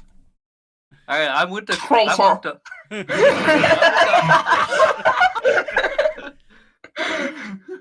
I'm the student of the octopus. What is the octopus cover name? You are a Lex Mechanic, soon to be Lex Mechanic in my role. Lex Mechanic. Soon to be. For now, you're just a thrall. Calasarius Brawl. The Brawl. Calasarius Brawl. You get into your lighters, and after probably about good 20 minutes of delay, they take off. It's a bit of a bumpy, turbulent kind of descent into Keone. However, as soon as you start entering the atmosphere, you start feeling the very bitter cold, kind of even through all these extra layers of padding that you've placed on yourselves.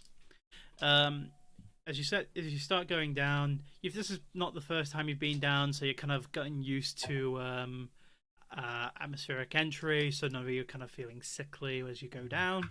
I mean, it's not as bad as the last time. We literally went down. Yeah. Don't puke in the bucket that you're wearing. As long as there's no break-in involved. The first ship lands at Port Saturn about 15 minutes before the second one does. The first one landing being the one from the Poisoned Heart, which is containing obviously Parus, Osiron, and Melvin. So quickly do your bit. You exit the port. It is bustling with servitors and a few members of the Mechanicus. As the door opens from the landing pad, I'm assuming you just get up immediately and start exiting. Yep. Yes. Okay. And after a brief delay, after a brief kind of like reorienting yourself, it's very bright. On the planet surface, you dictate it's very likely the summer season, as it were. And based on some tertiary reading you would have done on the planet, it's probably going to be where you land. It's probably going to be sunlight for about 22 hours a day. I thought it would be what's it called? No man. With a standard Keone day being about approximately 31 hours long. So it's probably going to mess with your body clocks a little bit, all considered. The flesh is weak. I don't sleep. After I a would like to keep the affronter, in a relative thermal stability. Let's put it like this. I like to think that Sputnik has a little doggy coat. Aw. Affronter adorable. looks like he's actually doesn't seem to be that phased by the cold, all things considered. Perfect. That is perfectly satisfactory. After a brief delay, a member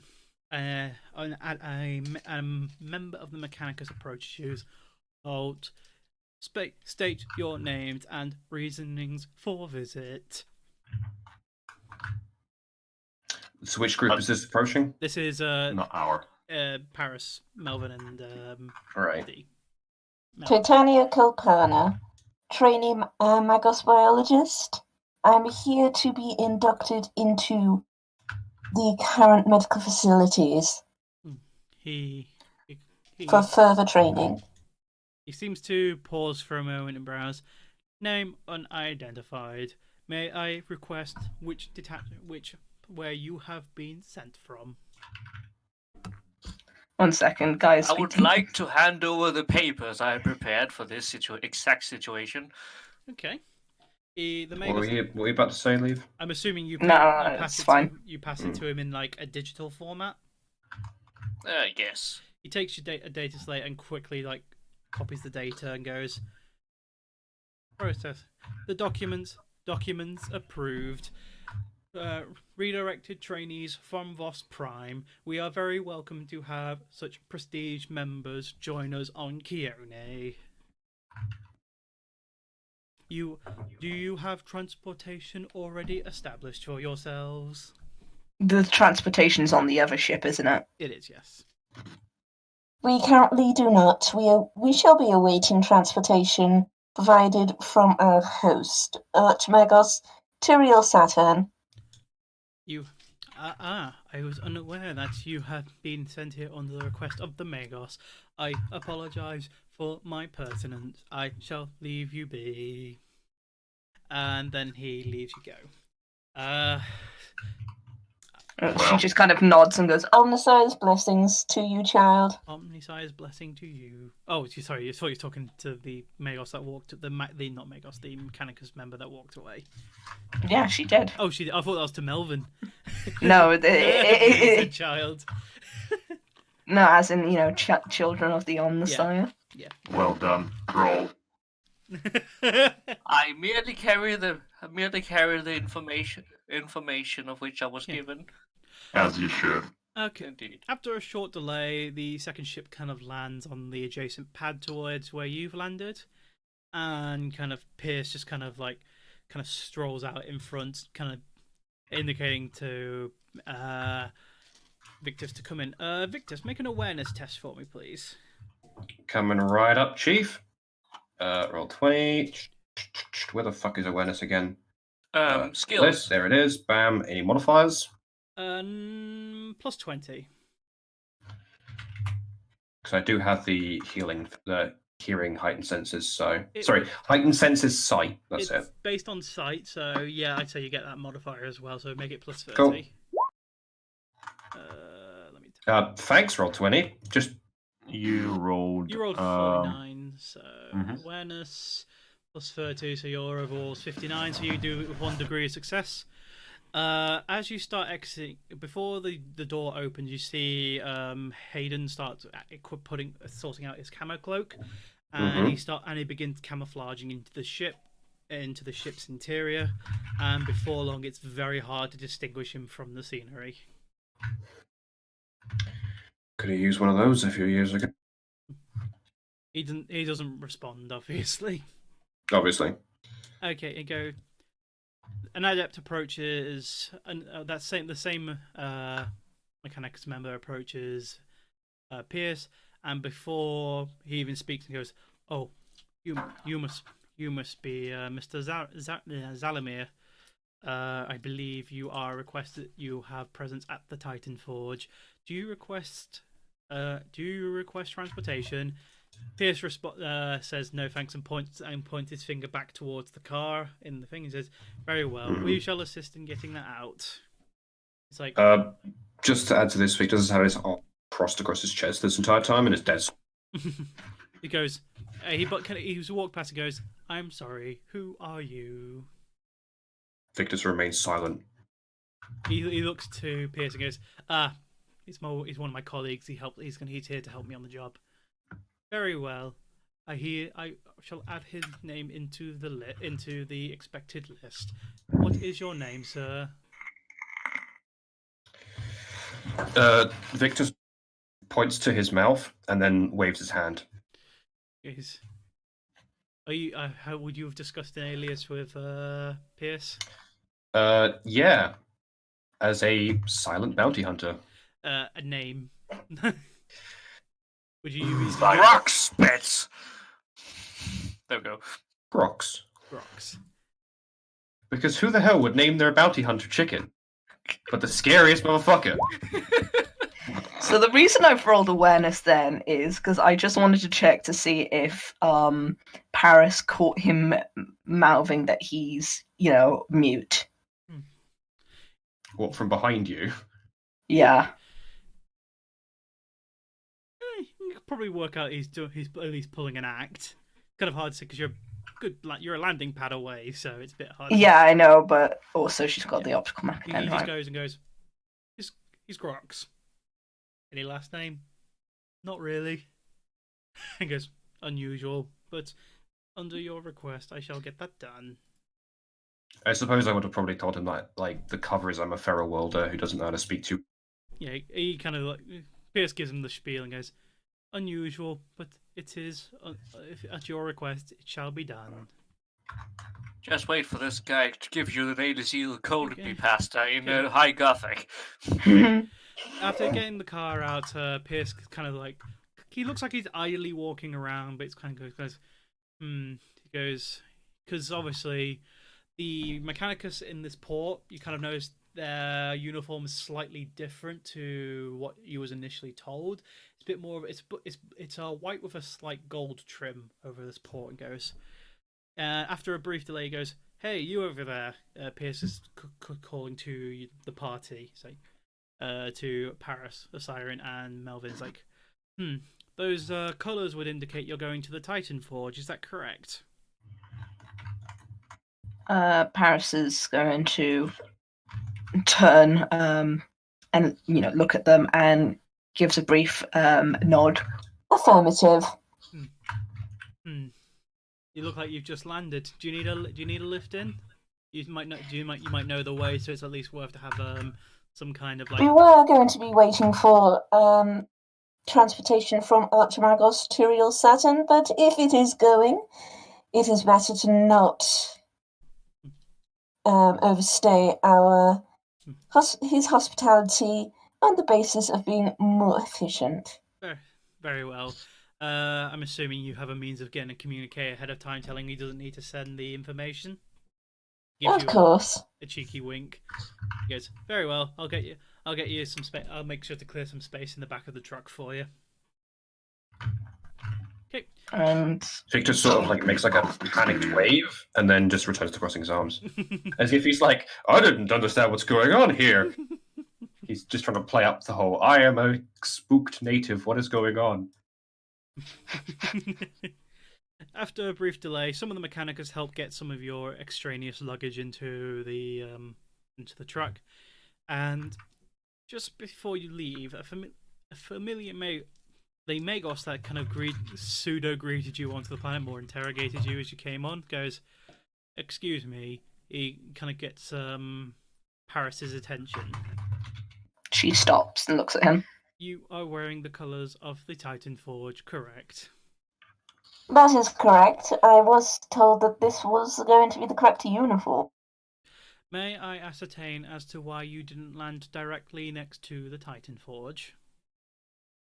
Because this is where we were told to land. It is not our fault that there was a failure in the communicate sent by your own Forge World. I assure you, if this was on this would have not have happened. Our vehicle was not cleared to land due to schedule conflict. My Therefore, we were directed to land at an auxiliary location. my apologies. It seemed odd, but I wouldn't doubt a member of the Forge World Voss Prime as such an illustrious heritage as yourself. My apologies. I shall stop asking questions. We shall overlook this for now. Okay. So I'm assuming everyone gets into the back of the pickup. Yeah.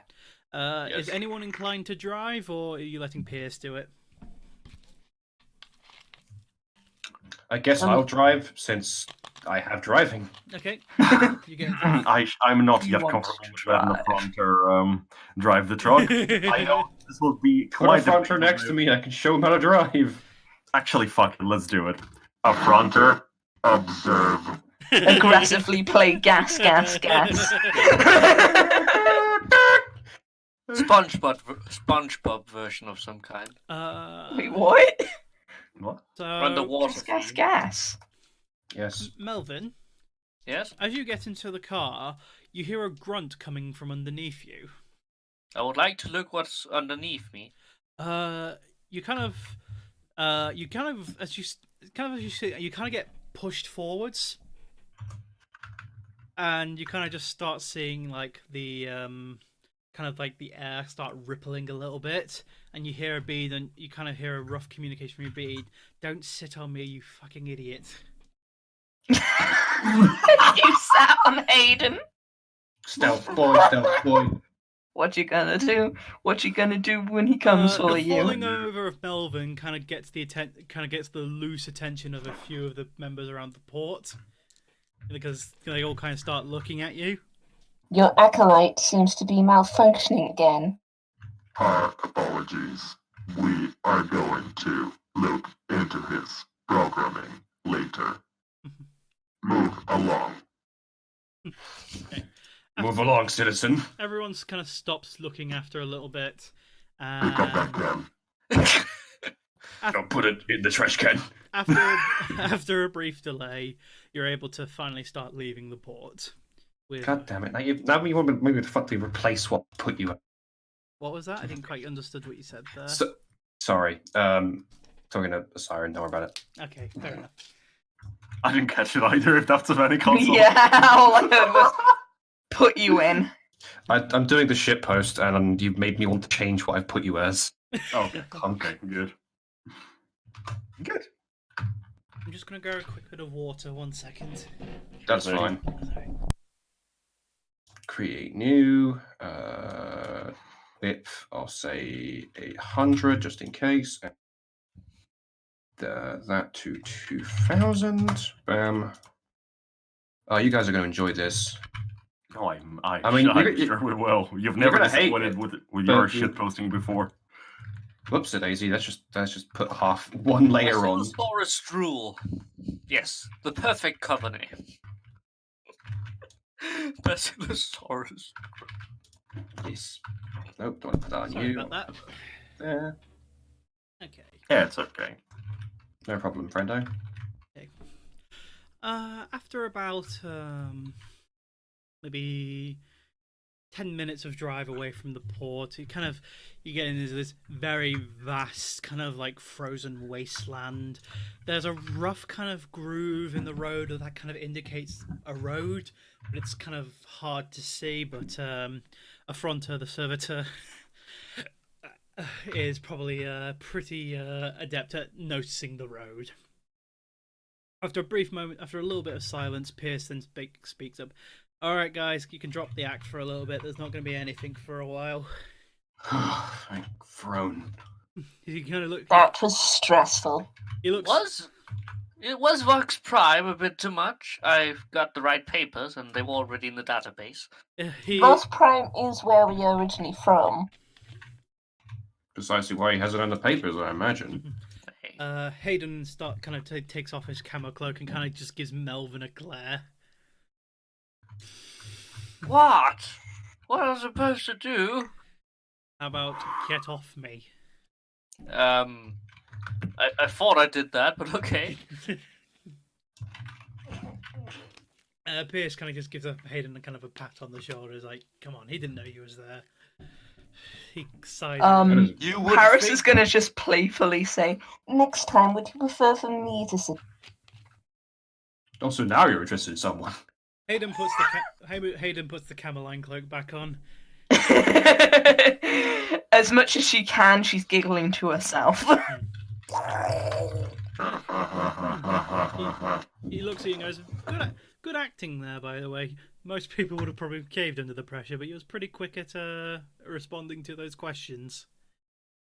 It's not too unlike what we used to deal with back on Voss Prime. Bureaucracy is always fun, but alas, it's a necessary. It really is fun. Shut up. I just look confused. Here you go. He starts kind of laughing to himself. Anyway, so. Oh god. I haven't seen the Discord, but I'm expecting a really cursed image. Welcome to Meme Dump. I've posted the. Is the backer one meant to be? Yes. Oh dear, oh dear. Is the bonus meant to be the agent? Yes. I have a brain injury. Ow. I have appeared to have invented a life-wielding tentacle. Okay, let me just save the image so I can show it to the stream. I'm gonna tweet it before it's even out there. I suppose I can't just not have the stream see it, so. Is the neat one Melvin? Yeah. Taking pictures of the dog. Neat. Recording the video of this execution as you did. Oh dear. That's terrible. That's terrible. I'm sorry. I have no response to that's that. Good. That's great. You That's have no good. respect for me anymore. Oh dear, that's awful. Anyway. And by that, Scott, it of course means that it's great and keep doing this, Yeah, whatever it I'm is. not going to say no to that. Anyway, carrying on. The presence of these shitposts is proof that you're doing good. Yes. He kind of looks at me, so it's like, he kind of goes, Pierce just goes, I was kind of expecting like at least one fight to break out, so we've already done better than I expected. I've jinxed it now, haven't I? Yes. You have to open your big mouth, didn't you? Look, I like to see the positive side on things. Anyway. Well, better brace yourself then. Okay, so he continues to kind of start speaking. So based on the last time I was on this planet, which was granted a while ago, and the landscape kind of semi-changes from time to time due to different water flows underneath the surface. Yes, a hereditological report. Very interesting. It will take us approximately 1.5 to 2 Keone days to reach the location. That would be under the assumption that we can drive non-stop. Siren, do you think Yes. a Fronter can manage that kind of time operation, or will we have to stop at some point? Do I have to roll at this point to ascertain that, or can I give a ballpark estimate? I'd say you can give it a ballpark estimate. According to my calculations, he should be capable of upholding What's it called? attention for approximately 8 to 10 hours before needing to rest. I suppose then it would probably be wise that we work on at least some kind of shift-based system. I can drive. It'd probably be awkward because obviously non-standard sleep cycles on this planet will probably mess things up to people that aren't used to it. But I'm sure we can work it out we can work out how we're going to do it. I lived on a void ship for most of my life. Fronter, status. Alright. Status: driving. Good. Keep it up, then. He's doing very good for an octopus. Honestly, quite impressed. He has 8 limbs, whereas you have 4. Of This course, vehicle was built for 4. that he can do Extra it limbs twice does not as good. improve it. I like to imagine Parus is watching that little argument go on whilst just slowly petting her dog. You hear a bork bork. Does his little tail wag? Of course it does. Aww. He's a good boy. I'm just imagining. Did I bring any snacks with me to feed a fronter for doing a good job? You would have brought like a standard array of kind of. Nice. food. At least I can fit in my standard rations. You probably have within the car itself, based on your pre-prep and all that. You probably would have enough for about a week's worth of supplies to get you going. Good. Just checking. You drive on through the day, and the hours are. These mics dying again? The time goes on. You reach probably your first point where a fronter starts to tire, and you'd have to swap your driver. Who's going to be driving next? Affronter, rest. Good boy. Have a snack. Status: happy. Aw. Osiron, can I pet him? Permission granted. A fronter looks at Sputnik and he notices he's wagging his tail, so he wags one of the tentacles he has at the back of his person. I completely take back everything I said about this. It's amazing. Good. As you should. Never doubt my ingenuity again. Pierce It looks wasn't and really goes- your ingenuity, it was his, but... Pierce kind of pipes up. Wasn't it Octavian that made that for you? Technically, he mutated the original gene stock. I have used the framework to build Affronter as we know it. I probably won't ask because I probably don't know enough to have any kind of opinion either way. Before this mission is out, I want to see a fronter riding Sputnik, wielding as many guns as he can. Oh god. A last pistol and like most... Riding on this on a noble Ultimate speed. form would be the fusion of the. Oh. Oh no, then we're gonna make a No. Megazord. Mine is a winged animal of which we can combine with this. I imagine it You would be silly. like You are the animal. The Doctopus. I imagine it would be like an illithid only with like the canine body, not like humanoid. The Doctopus. Yes. Doctopus, oh Combined to god. form together the Glock to Dog Megazord.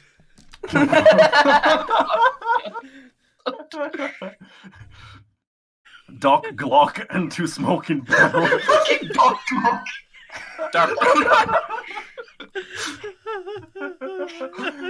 I hate this. I hate it. It's amazing. Spiraling out of control. Yep. Amazing. So I'm just making Jolly good show. making a Jolly note good show so, all so I around. don't forget.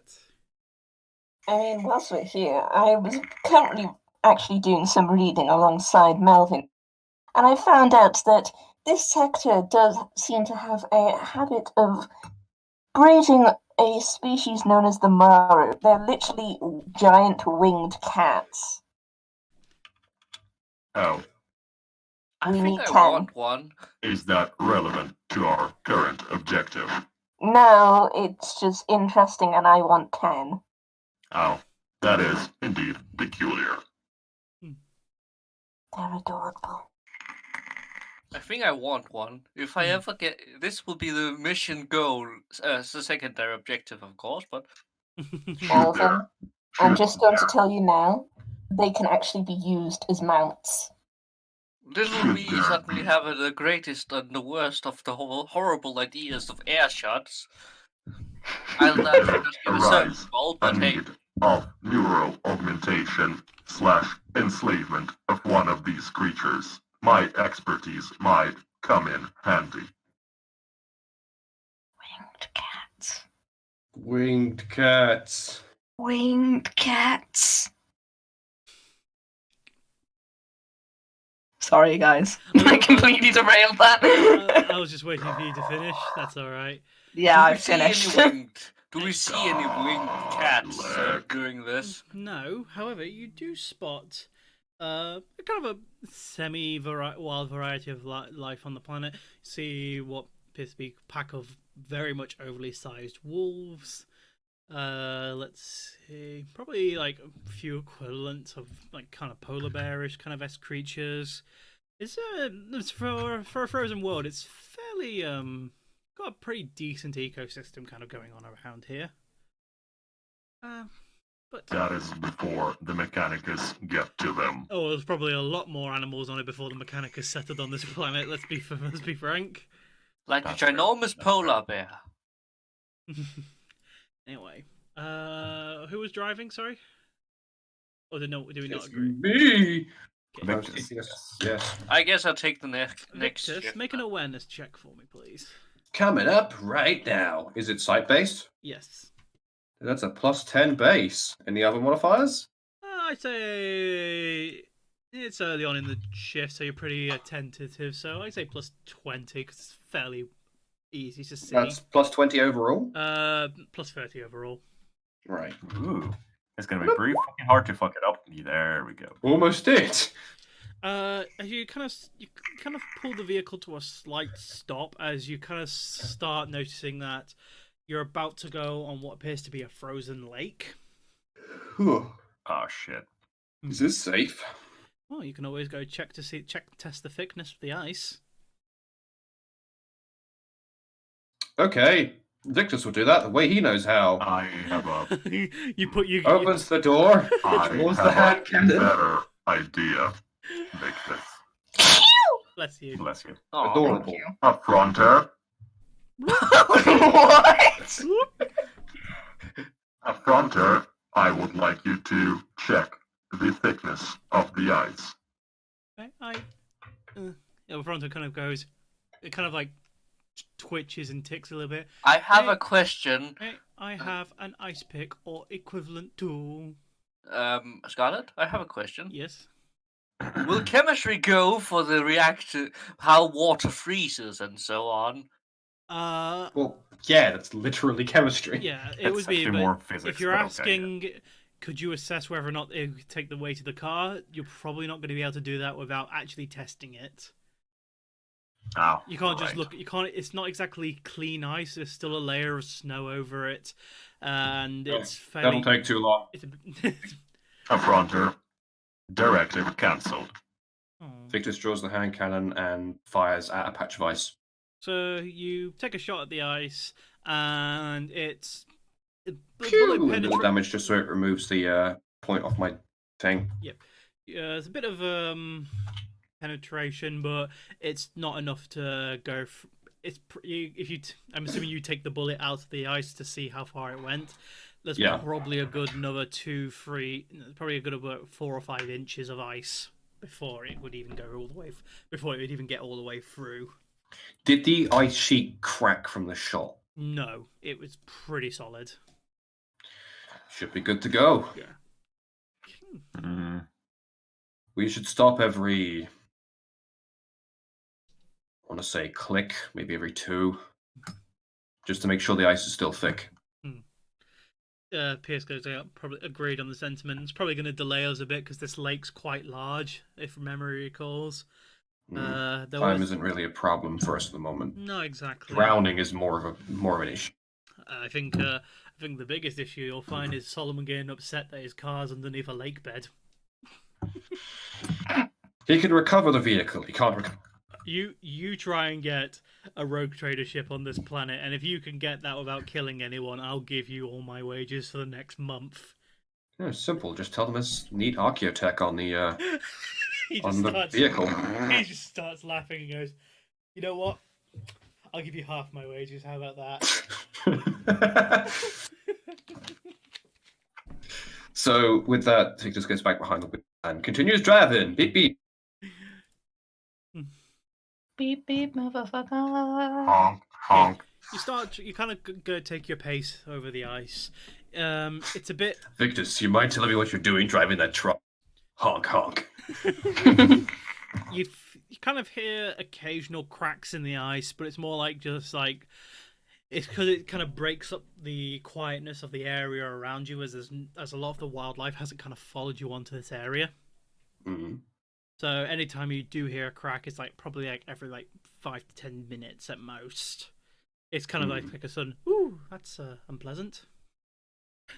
That ain't nice. I don't like that feeling. Victus, make an awareness test for me again. This time with only a +10 modifier overall. Can I Overall. do that too? Anyone that will be looking forward. I guess I will, because I can do nothing now but look around. And like not spending the time chatting to others in the thing. If anyone that's like not talking and not caring to speak. So +10, you say? That's for me, 'cause I have plus one. 10 for Victus because he's in the front seat. If I you're- also have heightened senses, and so that too. So anyone else that isn't in the front seat is doing it at -10. Z just really passes Just hard on ripped straight up, dabbed on it. that. fucking Only specs in sense your helmet. activated. Neve, would Parus be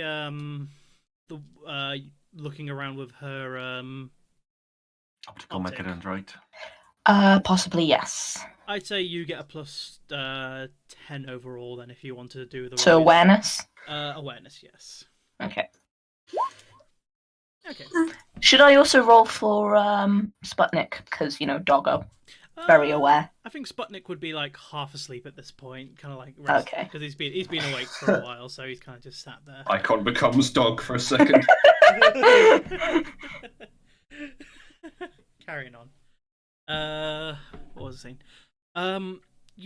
After a kind of a everyone except Z, you kind of get like you think you see something, but it's kind of hard to make out. It's not sure, but it's only. I'm looking for a cat. That's why I'm looking around. brief Okay. flash. He's been told about these cats and now he's Z, super excited. you swear you see quite a large shadow just for a brief moment go under the surface of the lake ice. Fuck, I there's a would- monster under us. Or is it a titan? I would like to check my notes about the local fauna of anything that could be.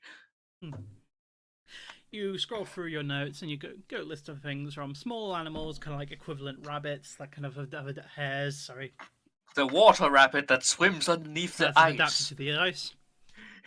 There's you got wolves, you got bears, you got a wide variety of flying fauna. And cats. Maru are on that list. They're a bit of a slightly different breed due to the nature of the planet, but there is a sub-breed of them on here. Snow Maru. Z, you as you through your interesting reads, you kind of go through. You just start listing off all the animals by name because that's all you. Because that's how you do. Let's see, wolves, bears, Maru, sea monster, ducks. Wait, what? Sea monster. Sea Wait, monster. what? A giant sea monster duck? Oh, So- fuck. He goes. Duck. Fuck, it's the duck. He goes like. Pierce starts like, it's like sea monster. That thing's a myth. It's never been seen. Knowledge Until is now. magic. Like, see a monster. Hey. Hark, there's something in the depths. I Look. think I saw something pass on underneath us. Look. He goes. The biggest known aquatic animal on this planet is a whale, and that thing has to be and it's a weird whale because it has gills for some reason and doesn't breathe air, and it has to be so deep into the surface that it can't survive the freezing cold temperatures. You guys are jumping at shadows. Isn't Literally, that kind I of mean, par for the That course is in our line our of job. a shadow was rather big. Victus, I would advise you to drive closer to the shore. Okay. We can't, we're in the middle of the pool. It's like, Well, then bloody I steer would- to one of the sides then. I would like Take to. us off direction.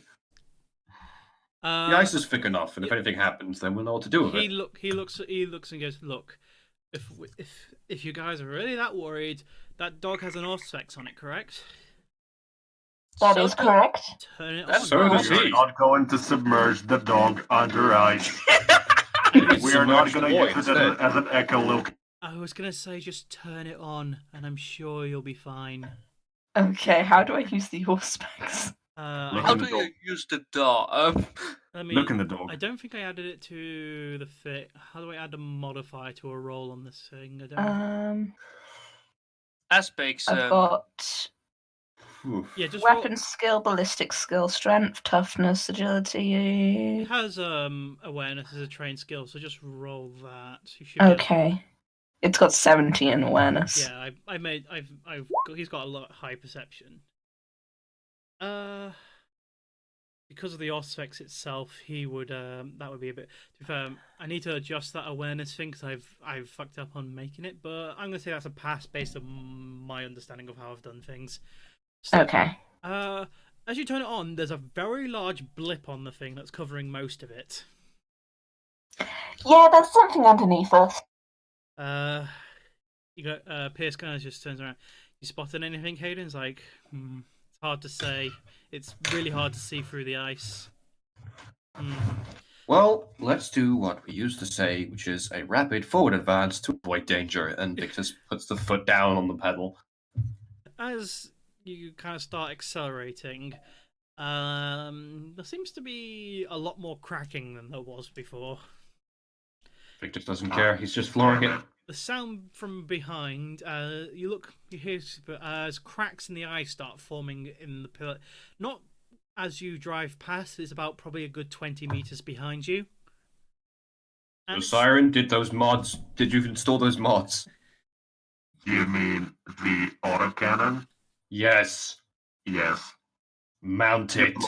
Deploy autocannon. Would this be Deploy a good time fronter. to mention that I kind of have a massive phobia of like deep dark water and things coming out of water to eat people? Don't worry, did not it know has- this. That'll make it all the spookier.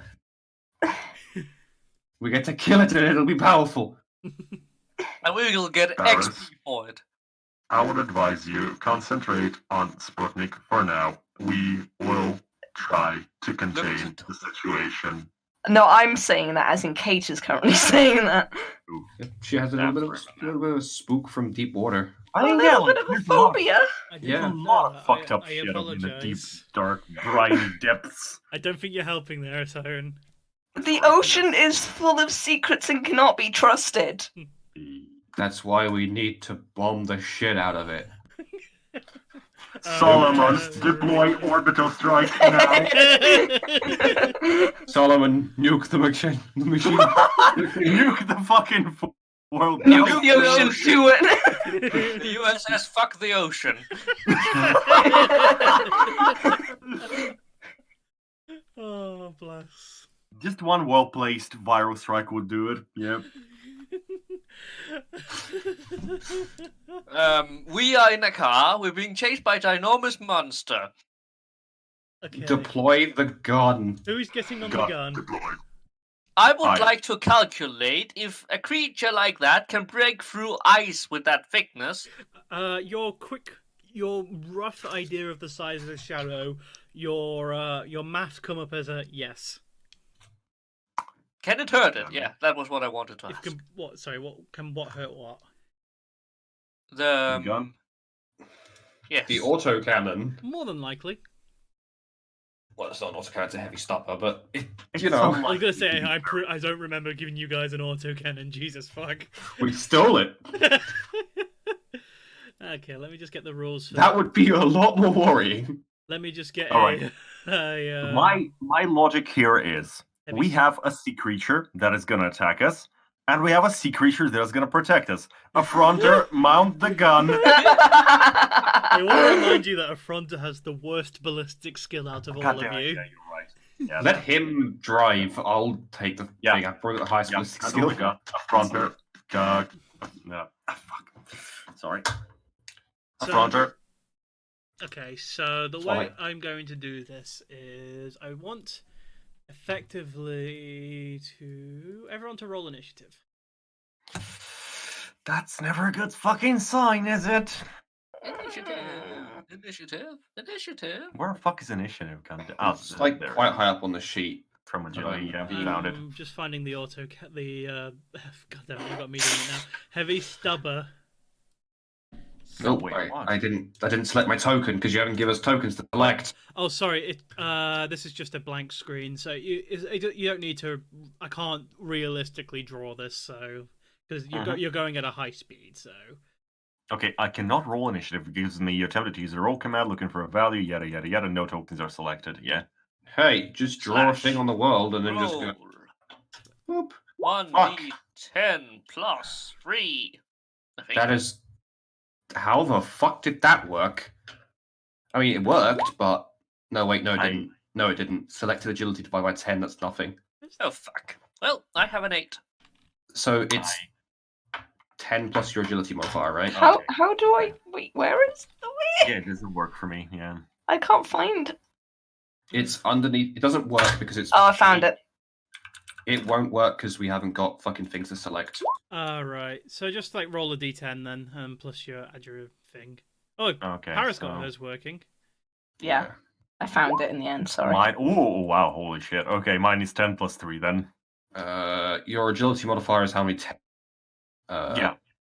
Above Yeah. the agility. It's +3. So mine would be Yeah. +4, I think, because I got 46. Would that be right? Could you say Yeah, that that'll again? make sense. I've got 46 agility, so that would be 4. That'll right? be a 4. Yeah, that'll be a 4. Yeah. Okay, so I'll put in the info dump the profile for the heavy stubber. Cool.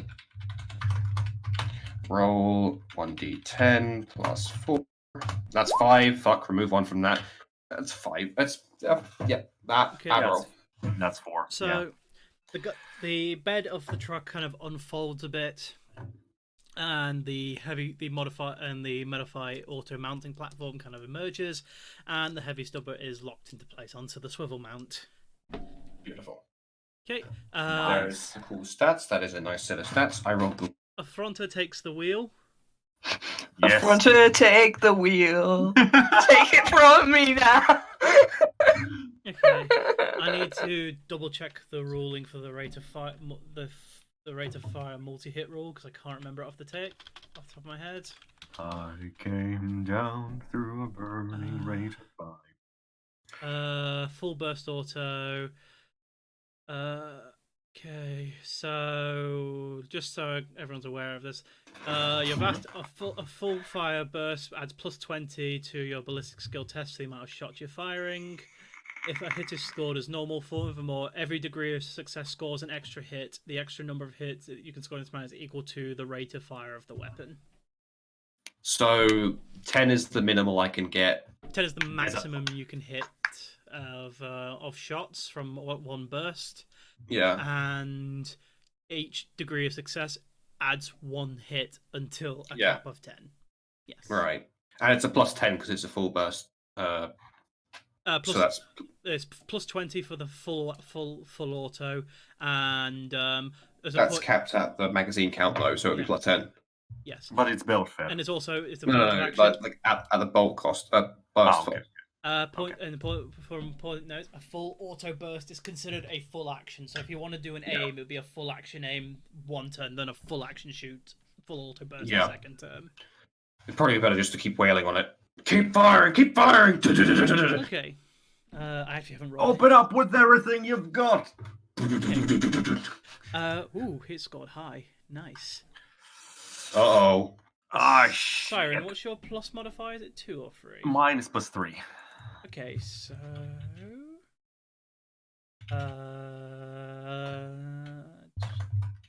Oh, I already got a nasty fucking surprise for this fucker. Okay, Yeah. so Siren, you're going first. Yes. Yes. So you can't quite see it yet, but you kind of can see its shadow lurking underneath the water behind you. It's about 30 meters away, and it's roughly keeping pace with you in your moves. Mm-hmm. So it's not breaking ice yet. No. Mm-hmm. I would like to prepare a firebomb.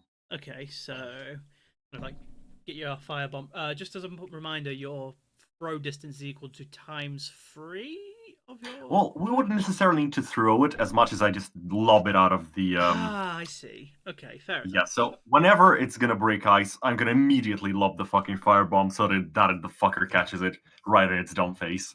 Okay, so you do that. So it's. Oh, sorry. Can I add any sort of ad hoc proximity detonator to it? I don't really think so. Actually, no. You don't have never that. mind. You don't have that on Yeah, your I don't person. have You didn't buy anything. one of those. Yeah, I don't have anything like that. Yeah, Okay, sorry. so you prepare that. So it's Yep. the creature's turn, and it kind of like thumps up the ice with its what you assume is its head. You guys kind of feel a slight bump in the suspension, but you feel like if you was aiming, for example, you might have been thrown off a little bit. How does the fronter handle the situation? I'm rolling for that. Oh, actually, you can just roll his character sheet. Yeah. Yep. So also, because I forgot to mention this earlier, the way I'm rolling like companions, sorry, I'm trying to think of the words. Yeah, no problem. It's they operate on the same turn you do to keep the initiative simpler, and commanding them to do something is considered a free action. Multiple commands take up half action, then a full action. Okay. Yeah, that makes sense. I actually don't know how to roll off the character sheet, so Just roll manually. It's okay. I can probably. Yeah. So if you just roll his ground vehicle test for me, do it at a +10 modifier. Okay. That's Wow, he's doing really fucking well. He's not phased by it at all. Great job, Affronter. Keep it up.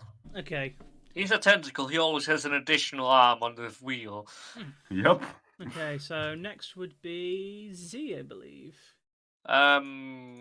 Knowledge legends. Is there any way I have read anything about this kind of situation? Make a roll for it. I'll let you roll for it. Would you like to re-roll that, Z? What the fuck? nice fail, my dude. That is a That's nat a 100. That's a fucking 100 right there. I would like to abuse my one fate point to not tell that throwing carrots at it is a good idea.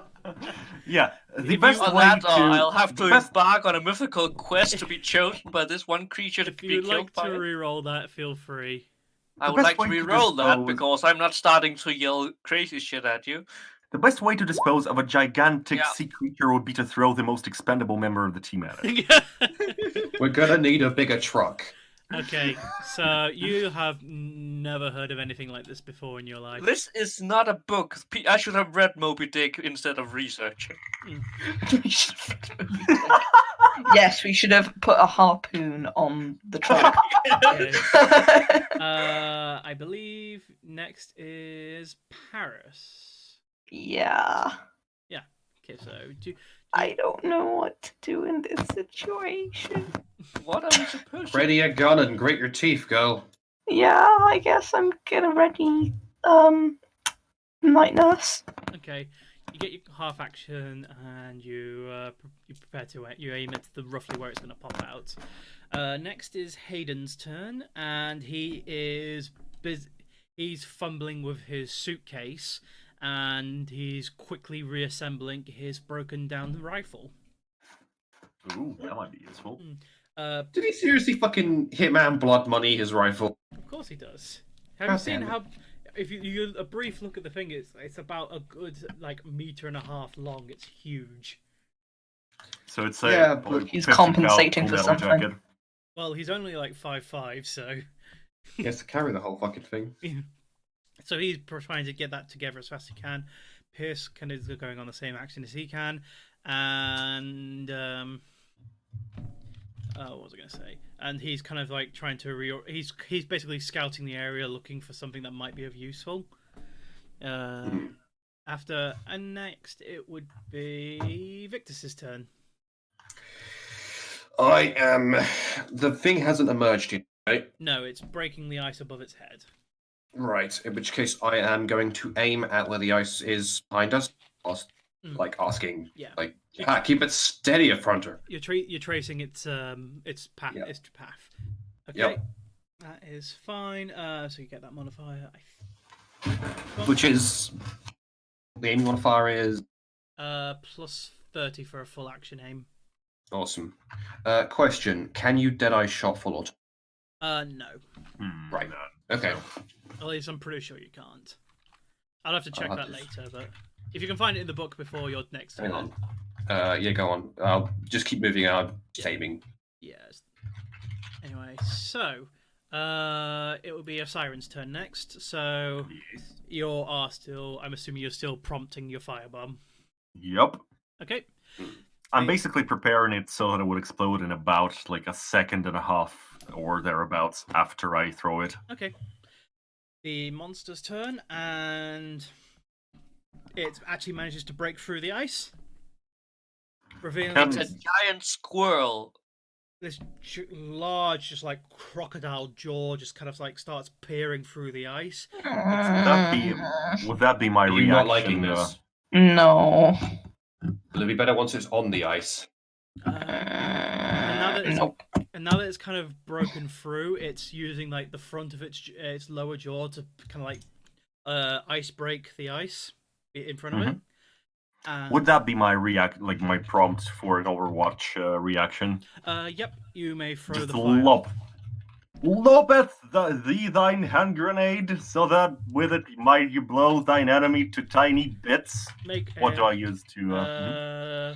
It'd be a ballistic skill, and I'm going to say you're in range to make the throw. Bless thy hand grenade. Yep. So that It basically succeeded, I guess. So it's just straight on point, I think. So it rolled a 36 against. So you successfully hit. You kind of throw it. The only thing that's kind of exposed is its kind of upper jaw. So you're able to kind of hit it. Eat this. Okay, roll your damage. And damage would be what exactly? Can you remind me of that? I'll have to find fire bombs. 1 second. Yeah, I don't exactly remember I thought the you damage took from it those. down. Oh, that's No. weird. I just found you can't make your cooled shots with single shot or full auto. Only burst. That makes no sense. That can't be right. I know. I'm gonna I'm gonna double check it now myself just to be sure because that's what I found on the wiki. Firebomb is 1d10 plus 3 with a penetration of 6. Okay, well then let's just roll a 1d10 and then manually add everything else. 5 plus 3, that's 8 damage then. Okay, so it kind of it makes this kind of ear-shatteringly loud roar. It doesn't seem to have been dissuaded much on its current path. Victus, Well, could you make a well, let's see what's appropriate. I'm gonna say. Sorry. It's alright, don't worry, take your time. None of these are really. Just make a general strength roll for me, please. With a plus. I will do, but I'm going to post this from the manual in the info dump. That is dumb. Yeah, that's weird. So that's a general strength roll, right? Yeah, but with a plus 20 modifier because you're kind of hooked into this heavy stubber. What about? Can I fake that? You may fake that if you wish. What about? Yep. That's better. Your aim isn't knocked off from the breaking of the ice. I am getting fuckled today. Dice roll is not. My shit posts have upset the dice gods. Okay, so for some reason I think back to that one cinematic from Total War Warhammer with Zia, I believe it would be your turn now. I'm going to start looking for anything common law Imperium or something about how is there any way we can effectively fight this creature except shooting it like the one Borderland boss? Overwhelming firepower. Okay, make a common law test for me, please. Make it. Do you have? Let me check what laws you have. Graphics. Make a scholastic law one again for me. Scholastic Law Legends. Yeah. Yeah. Ooh, little bit of success. Okay. So, based on your research, you kind of start remembering some kind of unusual things. So, you remember that some of your fauna research that there are obviously giant crocodiles that are native to Kearney. Oh boy. They are ambush predators, and they're not particularly common. They're quite rare. Of course. However, they are very much burst energy, if that makes sense. They won't pursue a chase for particularly long. Kill them. I would like to relay this So, relay this information from as I hold on for dear life. from the survival guide you've read is if you can dissuade them from following you by any means necessary, that is the best way of dealing with them. I would like to relay this information in the most efficient way possible in this case, and I would be screaming my ears off. Okay. Do you do anything else in your turn? Because that's really just a free thing for you. No, I really don't think I can dissuade it from chasing us. Okay. Good. Yeah, Good response. fucking write a strongly worded letter to it. Okay. I would like to complain to the natural environmental of this Government, planet. please. The common wildlife, while rare and unpleasant, is very unpleasant, and it has threatened my experience upon this planet. You will 1 never out of see 10. a 1 out of representative. 10. Never gonna go. I'm hiring you for navigation. Oh, I think I've got things mixed. Okay, so next is Parus. Mhm. Do you fire the night nurse?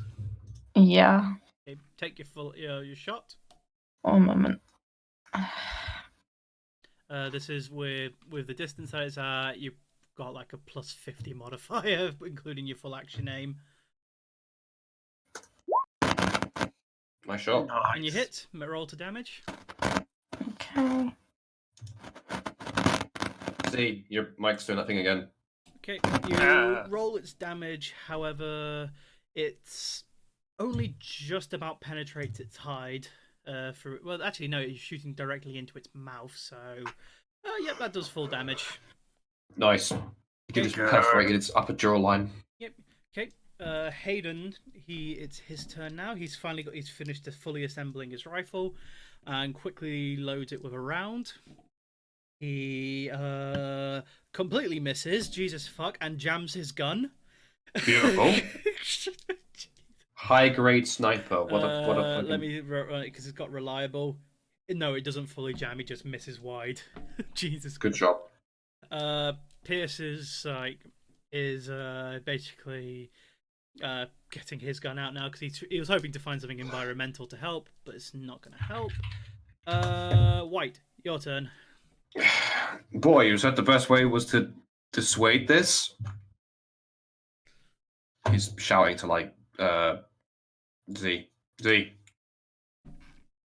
I unmuted you. Why are you so quiet? Oh, it won't follow you for long if we just keep deterring it, and right now our best deterrence would be shooting it. It works. Hear to that. And I make a fool. It can't follow us You cut if it's dead. You cut out there for a second. Can you say that again, please? It can't Me follow or us Z? if it's White. dead.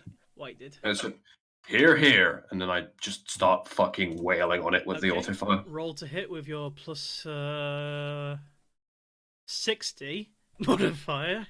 So that's ballistic skill plus 60. Yes. Fucking hell. Here we go.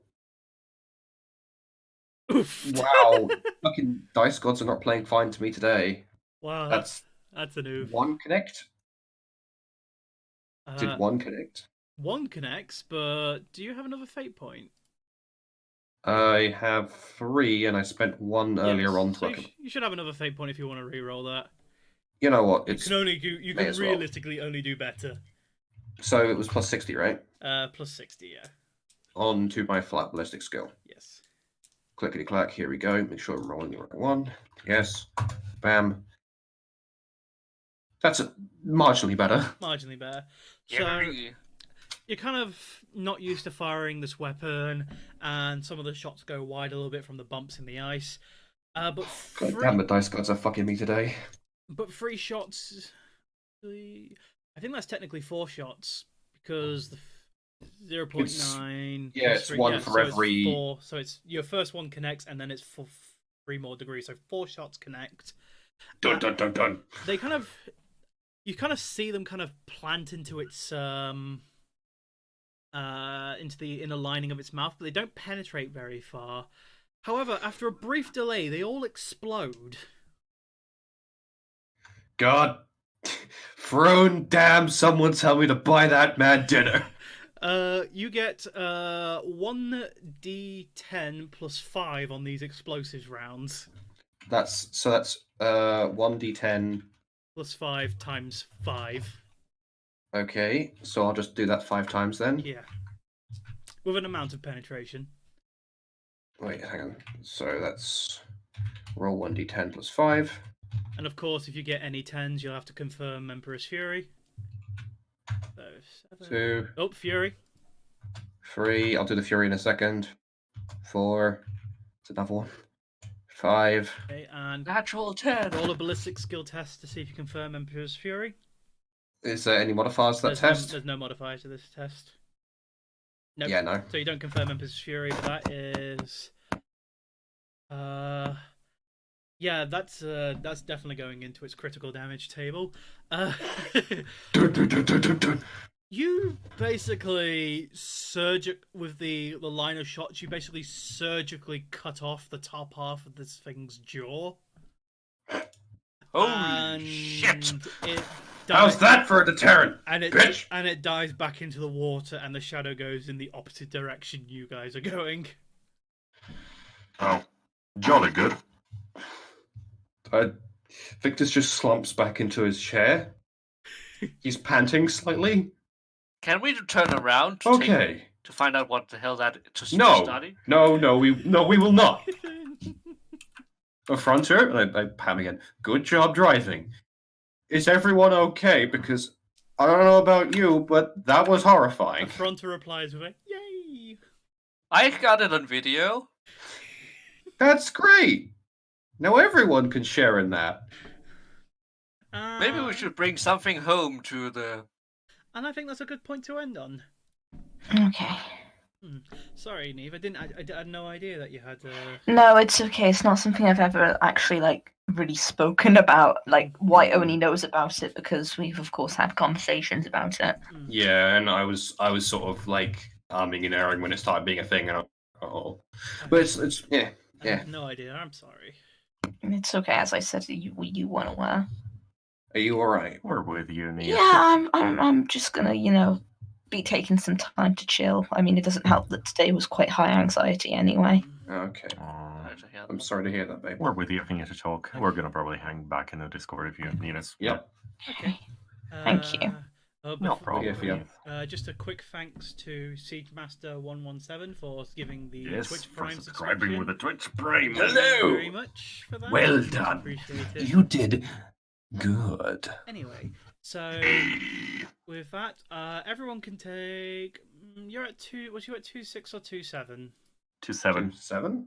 27. Oh. You've got a lot done, and I'm feeling pretty generous. 300. Yes! Yes! 4,000. I'm almost a scholar. 3,000, not. Wait, that's 3,000. Fuck. Whoops. Hey guys, I own my own ship now. Bye. Nice.